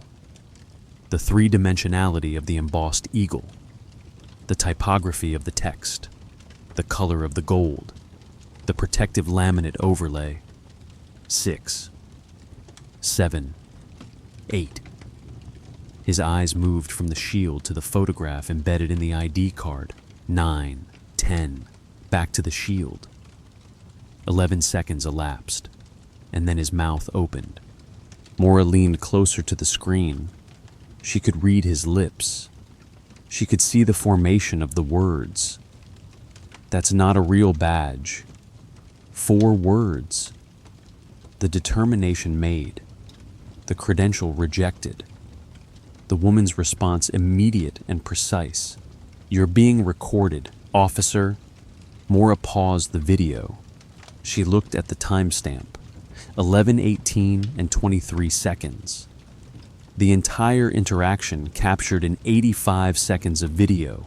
The body camera had captured Pruitt's eyes moving across the shield.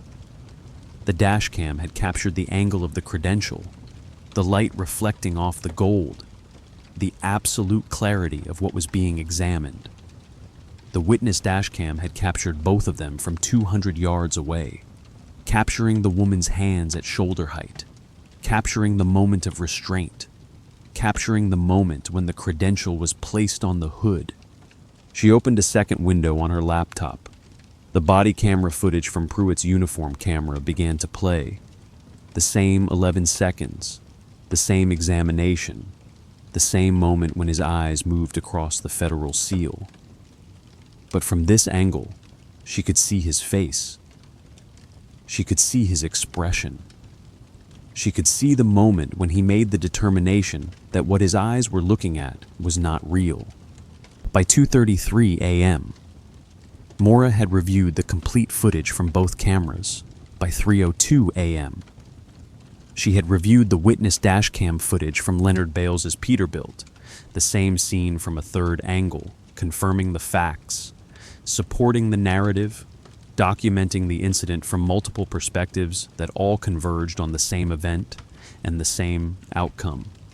By 3:47 a.m., Alicia Mora had drafted the federal criminal complaint, 18 U.C., Section 242, deprivation of rights under color of law. The statute that applies when a person acting under the color of state authority deprives another person of rights secured by the Constitution. The statute that was written to prosecute exactly this kind of misconduct, a law enforcement officer using the authority of their office to violate the constitutional rights of a person on the basis of race, on the basis of bias, on the basis of assumptions that had no basis in fact. The complaint laid out the facts. The traffic stop at mile marker 214, westbound I-40, at 11:17 p.m. on Wednesday evening. The defendant, Derek Pruitt, acting in his capacity as a state trooper employed by the Calhoun County Sheriff's Department, had initiated a traffic stop of a vehicle operated by Simone Ware, an FBI special agent employed by the United States Federal Bureau of Investigation. The defendant had ordered the victim out of her vehicle at gunpoint. The defendant had subjected the victim to a search of her person. The defendant had examined the victim's authentic federal credentials and determined that the credentials were fraudulent, despite the credentials being unmistakably authentic. The defendant had placed the victim under arrest on the basis of the false determination that her credentials were fraudulent. The complaint alleged that the defendant, acting under color of state law, in his official capacity as a state trooper, had deliberately subjected the victim to treatment on the basis of the victim's race that a person of another race would not have been subjected to. The complaint alleged that the defendant had denied the victim the equal protection of the laws guaranteed by the 14th Amendment to the Constitution of the United States. The maximum penalty for a conviction under 18 U.C., Section 242, was 10 years of imprisonment. By 5:33 a.m. Thursday morning, the warrant had been issued.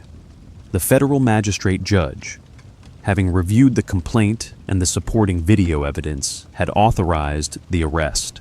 The federal arrest warrant for Derek Pruitt was now active. The charge was documented. The legal foundation was established. The machinery of federal prosecution was in motion. 2 federal agents arrived at Derek Pruitt's residence at 6:48 in the morning. The house was a single-story brick structure in a residential neighborhood outside of Jackson, the kind of place where people mowed their lawns on weekends and knew their neighbors by sight and expected their mornings to follow a predictable pattern. The agents had the warrant folded in the pocket of one of their jackets. They had the complaint in a folder. They had federal identification and federal authority. They had the documentation of federal charges and the legal right to take custody of Derek Pruitt.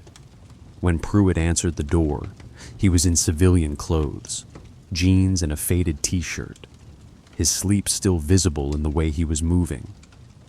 The morning routine of a man waking up interrupted by the knock that would change everything. His eyes registered the federal agents immediately. Not state, not local, federal. The distinction was visible in how he reacted. The recognition that something had moved beyond his control, beyond the local system he understood, beyond the state authority that had protected him for the past 14 years as a state trooper. "Derek Pruitt?" the first agent asked. The question formal, despite knowing the answer. The protocol of arrest warrant execution requiring the confirmation of identity. The documentary record that would become part of the federal file. "Yes," Pruitt said, and his voice had changed already. The tone shifted into something more guarded, more aware of the implication of federal agents on his front porch at 6:48 in the morning. The agent extended the warrant. The complaint was attached. "I have a federal arrest warrant issued by the United States District Court for the Middle District of Tennessee. You're being charged with a violation of 18 U.S.C.E. Section 242, deprivation of rights under color of law. This is the complaint." The papers were being held out toward him. the official seal of the Department of Justice, visible at the top of the complaint. The words printed in the standard format that federal documents use. The formality of federal authority rendered in black ink on white paper. Pruitt took the documents. His hands closed around the pages. His eyes moved down to the header, United States of America v. Derek Pruitt, and his face changed. His eyes began to scan the allegations, the traffic stop, the time, the credential examination, the determination that the credential was fraudulent, the arrest, the false charges, the constitutional violation, the statute cited, the penalty. He looked at the complaint the way he had looked at Simone's credential wallet 11 hours earlier, as if the thing in his hands must simply be wrong, as if there was a possibility that the documents could not possibly mean what they clearly said, as if this could not actually be happening to him, as if there was some misunderstanding that could be corrected if only he could understand what was being said. But there was no misunderstanding. The complaint was clear. The facts were documented. The charges were federal. The penalty was explicit. "You need to step outside," the agent said. Not a request, a directive delivered in the tone of institutional authority, the voice of someone speaking on behalf of the United States Department of Justice. Speaking to a person who understood what step outside meant. It meant custody. It meant restraint. It meant being transported to a federal detention facility to be processed and booked and advised of his rights, and held pending a federal magistrate hearing where a federal judge would decide whether the evidence supported the allegations. Pruitt stepped outside. The morning light was bright and clear. The neighborhood was quiet. The agent placed his hand on Pruitt's arm and guided him toward the federal vehicle parked in the driveway. The back door already open. The space already prepared for the transportation of a person in federal custody. The arrest was being executed at the same moment that Simone Ware was sitting in her home in Memphis, reading a text message from Nadia Osei informing her that the federal response had begun, that federal charges had been filed, that Derek Pruitt was in federal custody, that the machinery of accountability had been activated and was moving forward with relentless momentum. 72 hours, from 11:17 p.m. Wednesday evening, when Simone's dashcam activated, to 6:48 a.m. Thursday morning when Derek Pruitt was taken into federal custody. 72 hours measured in institutional moments. The alert at 11:31 p.m., the notification to Washington before midnight, the complete video file reaching Alicia Mora at 1:14 a.m., the complaint being drafted by 3:47 a.m., the warrant being issued by 5:33 a.m., the warrant being executed at 6:48 a.m. Thursday morning. The machinery had moved exactly as it was designed to move. The evidence had been reviewed. The law had been applied. The charge had been filed. The warrant had been issued. The arrest had been executed. And Derek Pruitt, who had stood on the shoulder of I-40 at mile marker 214 and examined an authentic federal credential for 11 seconds before declaring it to be fake, was now in federal custody, facing a federal charge, confronting the reality that the institution he worked for at the state level had no jurisdiction over the institution he had violated at the federal level. Leonard Bales sat in the witness box with his dashcam footage on a flash drive and his testimony prepared in the way that only a man who had decided to tell the truth could be prepared. He had driven from his route to Memphis to appear in federal court, had taken a day away from his hauling schedule, had disrupted the rhythm of a 17-year career on the road to sit in a federal courthouse and testify about what he had recorded on the night of the traffic stop. His hands rested on the wooden edge of the witness box. His voice was steady. He had spent considerable time thinking about whether to be here, and he had decided that the decision was simple. He had the footage. He had witnessed the event. He knew what had happened. Alicia Mora stood at the prosecution table with a laptop connected to the courtroom display screen. A large monitor mounted on a stand where the jury could see it clearly, where the judge could observe it, where Pruitt could watch it from the defendant's table. The same equipment Mora had used to review the footage at 1:14 a.m. in her office in Washington, D.C.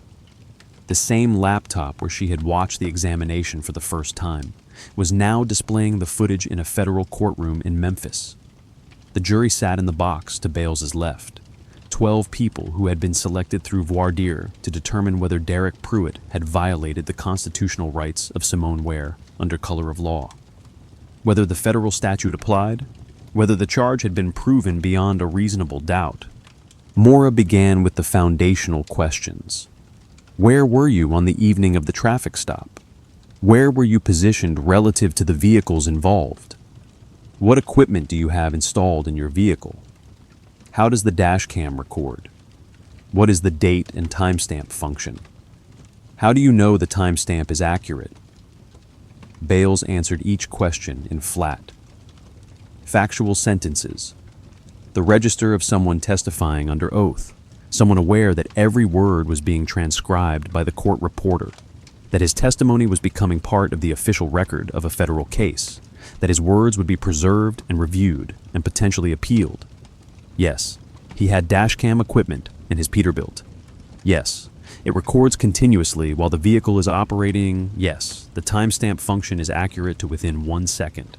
Yes. He had reviewed the footage multiple times and recognized it as a true and accurate recording of the event he had witnessed from 200 yards away. Mora clicked on the laptop. The courtroom display screen illuminated with blue light.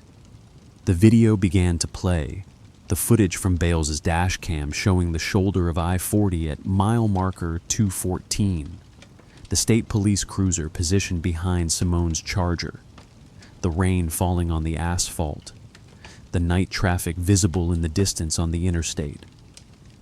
The audio from the dashcam was playing, the ambient sound of the highway, the rain, the rumble of other vehicles passing. Bales's voice narrated in his testimony. I saw the lights activate behind the sedan. I reduced my speed to observe what was happening. The trooper exited his vehicle and approached the driver's side window. The video continued to play in real time. The jury watched as Simone stepped out of her vehicle with her hands positioned at shoulder height. The motion smooth and compliant.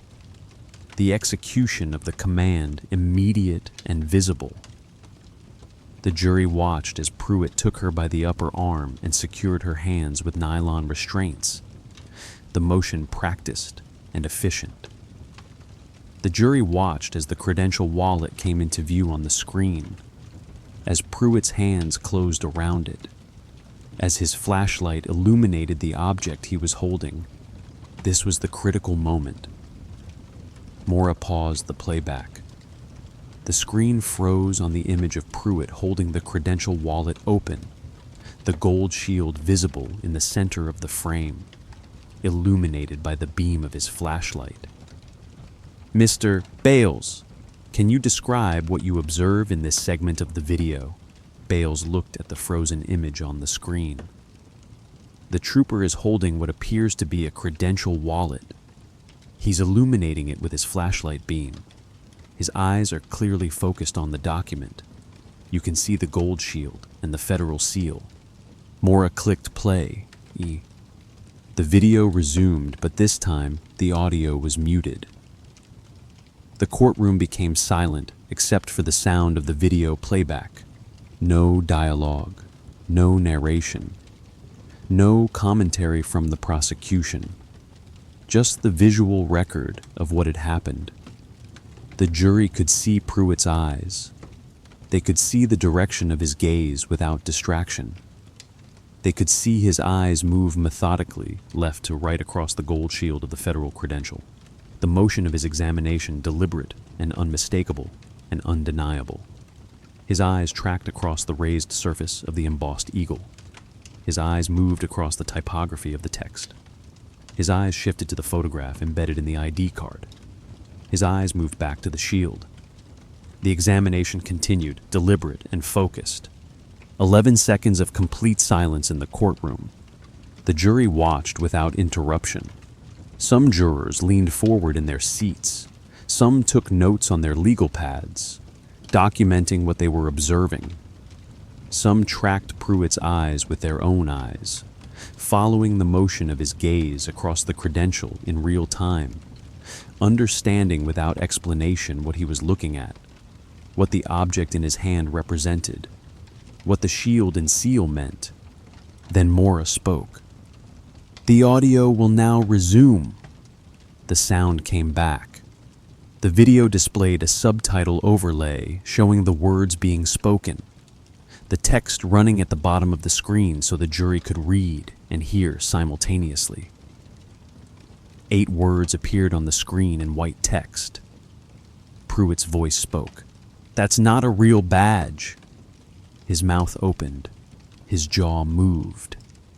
The words were delivered with absolute certainty, with conviction, with the unmistakable assurance of someone making a definitive statement about something he believed he understood. The video continued. Simone's voice followed immediately, delivered in the same flat register she had maintained throughout the entire encounter. "You're being recorded, officer." 4 words. The response was precise and calm and documented directly to his body camera for the purpose of creating a record. The video played forward. The Credential wallet was placed on the hood of the vehicle. Simone was guided toward the cruiser. The door opened. The scene unfolded in the sequence that had already been established in earlier testimony. The video ended. The screen went dark. The courtroom returned to full light. Mora turned to face the jury. She asked one final question of Bales. "Mr. Bales, based on your observation of the Credential visible in this video, did it appear to be authentic federal identification?" Bales looked directly at the jury box. "Yes. The Credential was clearly legitimate. The seal was visible. The shield was visible. The text was legible. The photograph was visible in the laminate. Everything about it indicated that it was authentic federal identification." Pruitt's attorney stood. He looked at Pruitt. Pruitt shook his head slightly. The attorney looked back at Bales. "No questions for this witness," he said, and sat back down. The courtroom was silent. There was nothing to cross-examine. The video had established the facts. The testimony had corroborated the visual evidence. The case against Pruitt was complete. The jury deliberated for 2 hours and 14 minutes. The verdict was guilty on the charge of deprivation of rights under color of law, under 18 U.S.C. Section 242. The sentence was 5 years of federal imprisonment, to be served in a federal correctional facility. The consequence of the guilty verdict rendered by a federal jury who had watched Pruitt's eyes move across an authentic federal credential while he declared it to be false. The civil settlement was announced 9 days after the guilty verdict. $2.1 million paid by Calhoun County's insurance carrier to Simone Ware. The amount negotiated between her civil rights attorney and the county's legal representatives. The amount representing the county's calculation of its liability exposure and its desire to resolve the civil case without prolonged litigation in federal court. Derek Pruitt was terminated from the Calhoun County Sheriff's Department. His employment was severed, effective immediately. His law enforcement certification was revoked by the state. His career was over. The badge he had relied on for 14 years was removed. The authority he had asserted on the shoulder of I-40 was dissolved. The institutional protection he had relied on was withdrawn. and the consent decree signed by Calhoun County and the United States Department of Justice named all 7 prior complaints that had been filed against Pruitt over his 14-year tenure. 7 complaints, all named in the decree, all documented as evidence of systemic failure in the department's oversight mechanisms. The complaints that had been dismissed as insufficient evidence were now referenced as part of a pattern. Part of the reason the federal government was requiring sweeping reforms to the sheriff's department, reforms to training, reforms to reporting, reforms to accountability, reforms that should have been implemented after the first complaint, that should have been mandatory after the second, that should have existed long before the night when his hand closed around a federal credential and his mouth opened to declare it false. Desiree Ware was 17 years old and working a part-time job in the break room of a retail store where she stocked shelves and operated the register and tried to maintain the kind of normalcy that 17-year-olds try to maintain when their mother is an FBI agent and something has just happened to their mother that is now being discussed in federal courtrooms and documented in newspaper articles and discussed in the background conversations of people who did not know her name but knew her story. She had not gone to school for 3 days after the night her mother did not come home. She had sat in the living room of their house in Memphis and watched the news coverage with the sound turned down, reading the captions, understanding what was being said without hearing the words. She had returned to school. She had returned to work. She had continued moving forward the way her mother moved forward, with precision, with discipline, with the understanding that everything she did was being observed, was being documented, was being used to measure who she was and whether she was worthy of the institution her mother served. She was on her break. The break room was small and windowless and smelled like burnt coffee and the plastic containers of leftovers that people had abandoned in the refrigerator weeks earlier. The smell of institutional food storage. The smell of things left behind. She was sitting on a plastic chair with her phone in her hand, a phone with a cracked screen that she had been meaning to replace since dropping it on concrete 3 months earlier, the fracture running diagonally across the display like a seismic fault line, the damage visible and permanent. The screen still functional but broken, the glass webbed with cracks that caught the light when the display was on. A text message arrived at 2:47 in the afternoon. It was from her mother. Desiree opened the message and read it. Desiree, the statement is being read today at the DOJ press conference. You can watch if you want to. I'm proud of you. Love, Mom. Desiree looked at the words displayed on the cracked screen. The text was there. The message was clear.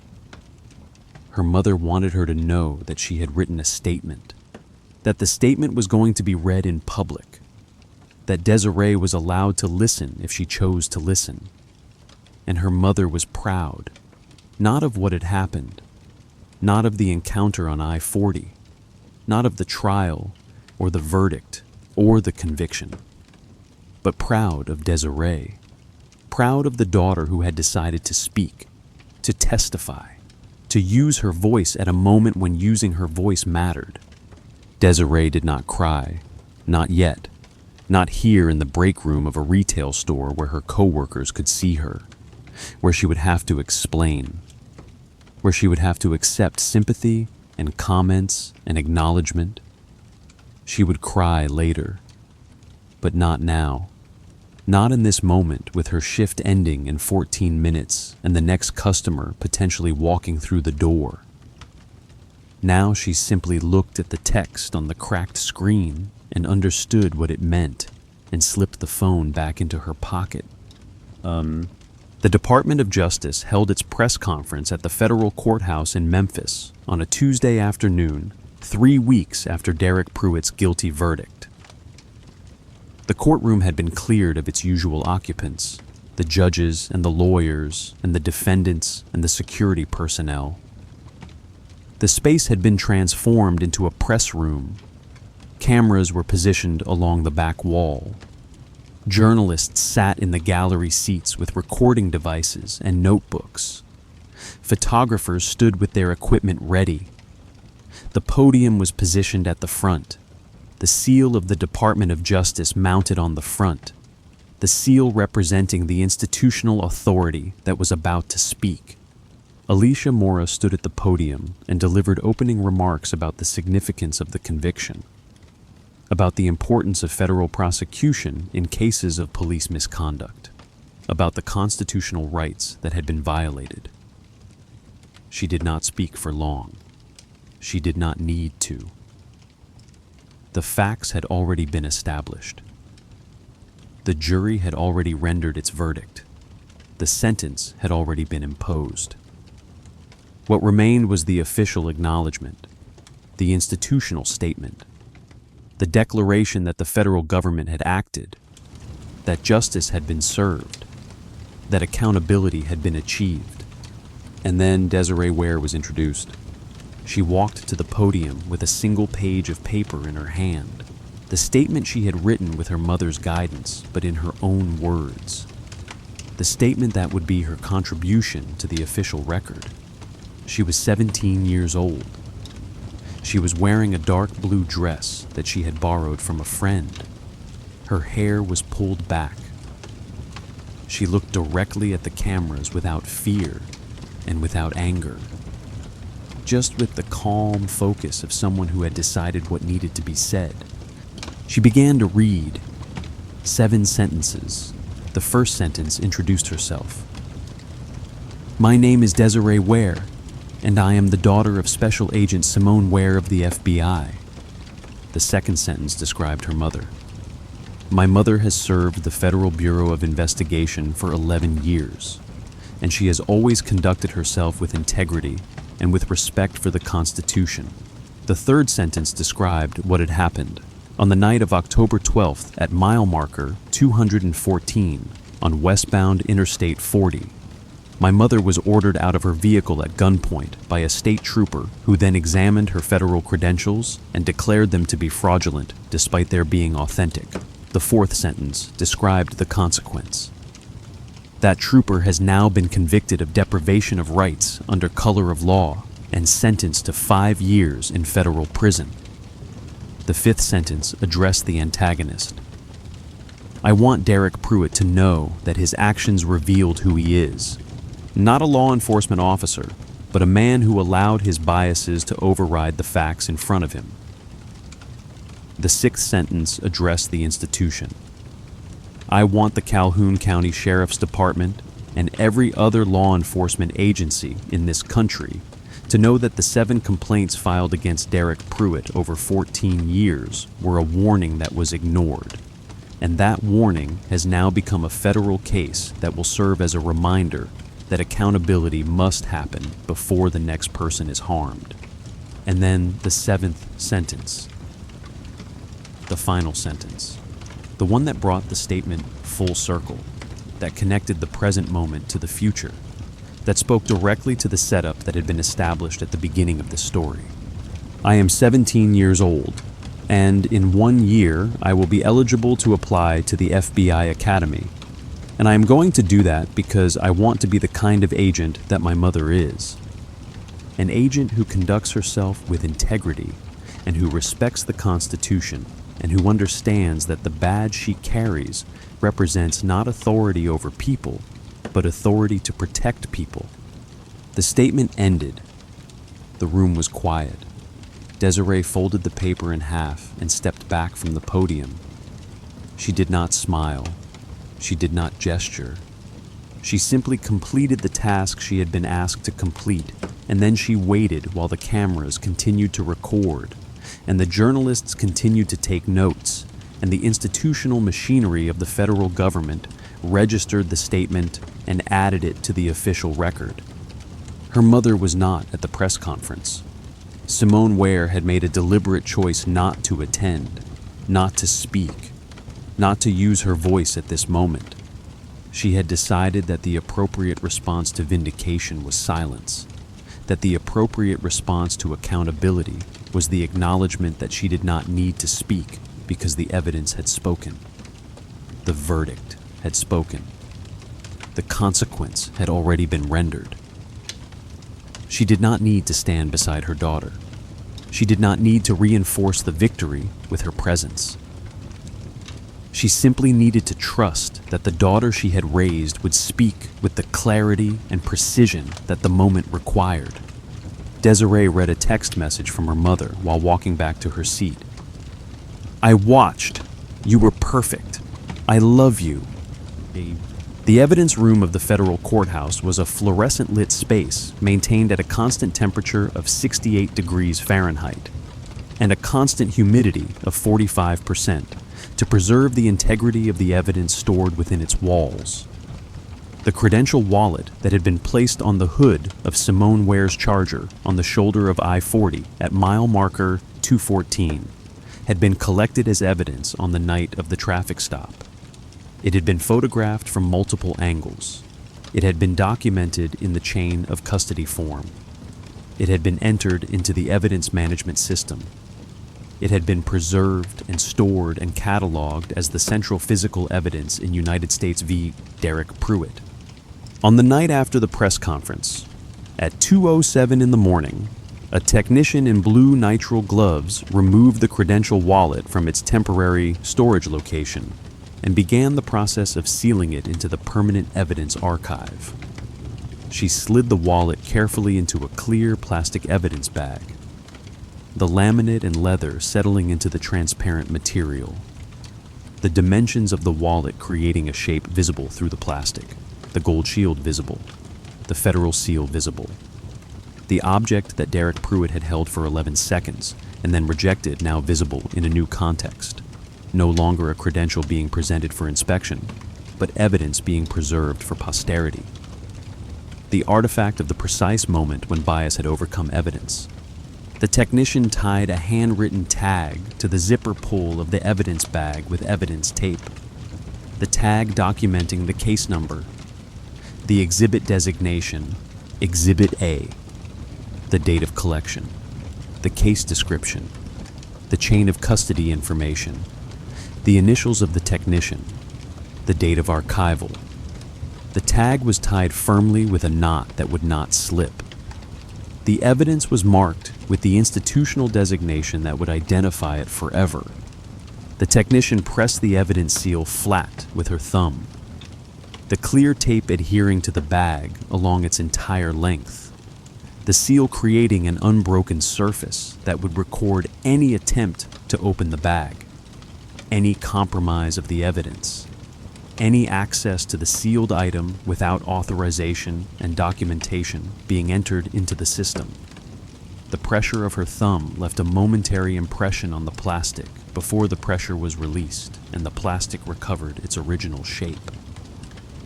The bag caught the fluorescent light for a moment, the light reflecting off the plastic surface, the gold shield glowing briefly through the clear material before the light moved past it.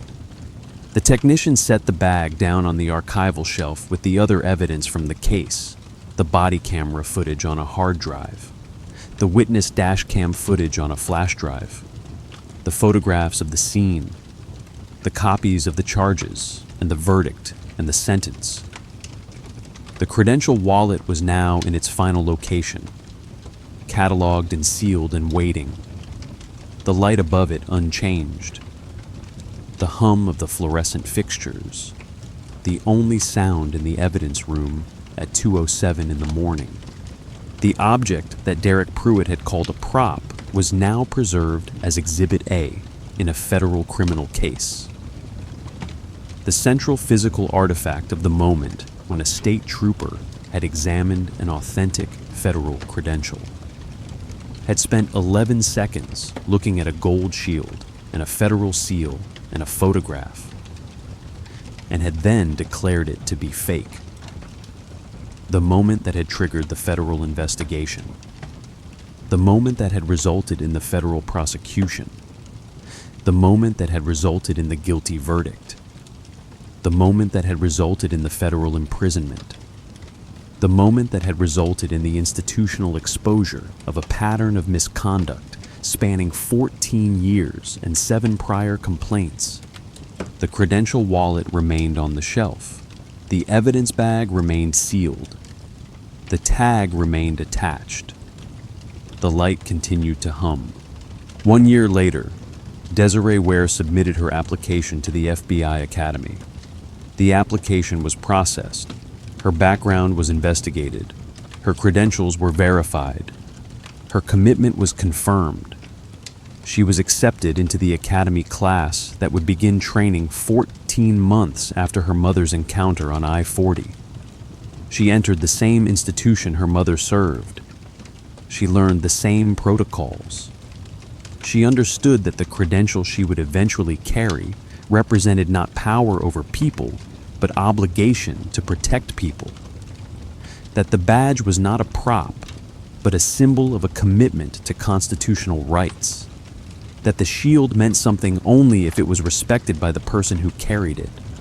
And somewhere in a federal courthouse, in an evidence room lit by fluorescent fixtures that hummed their constant hum, a Credential wallet remained on a shelf in a clear evidence bag, tagged as Exhibit A, the object that had been dismissed as fraudulent, preserved as the proof that it was real, the proof that accountability was possible, the proof that the institution could be made to answer for its failures if the right people had the courage to demand it.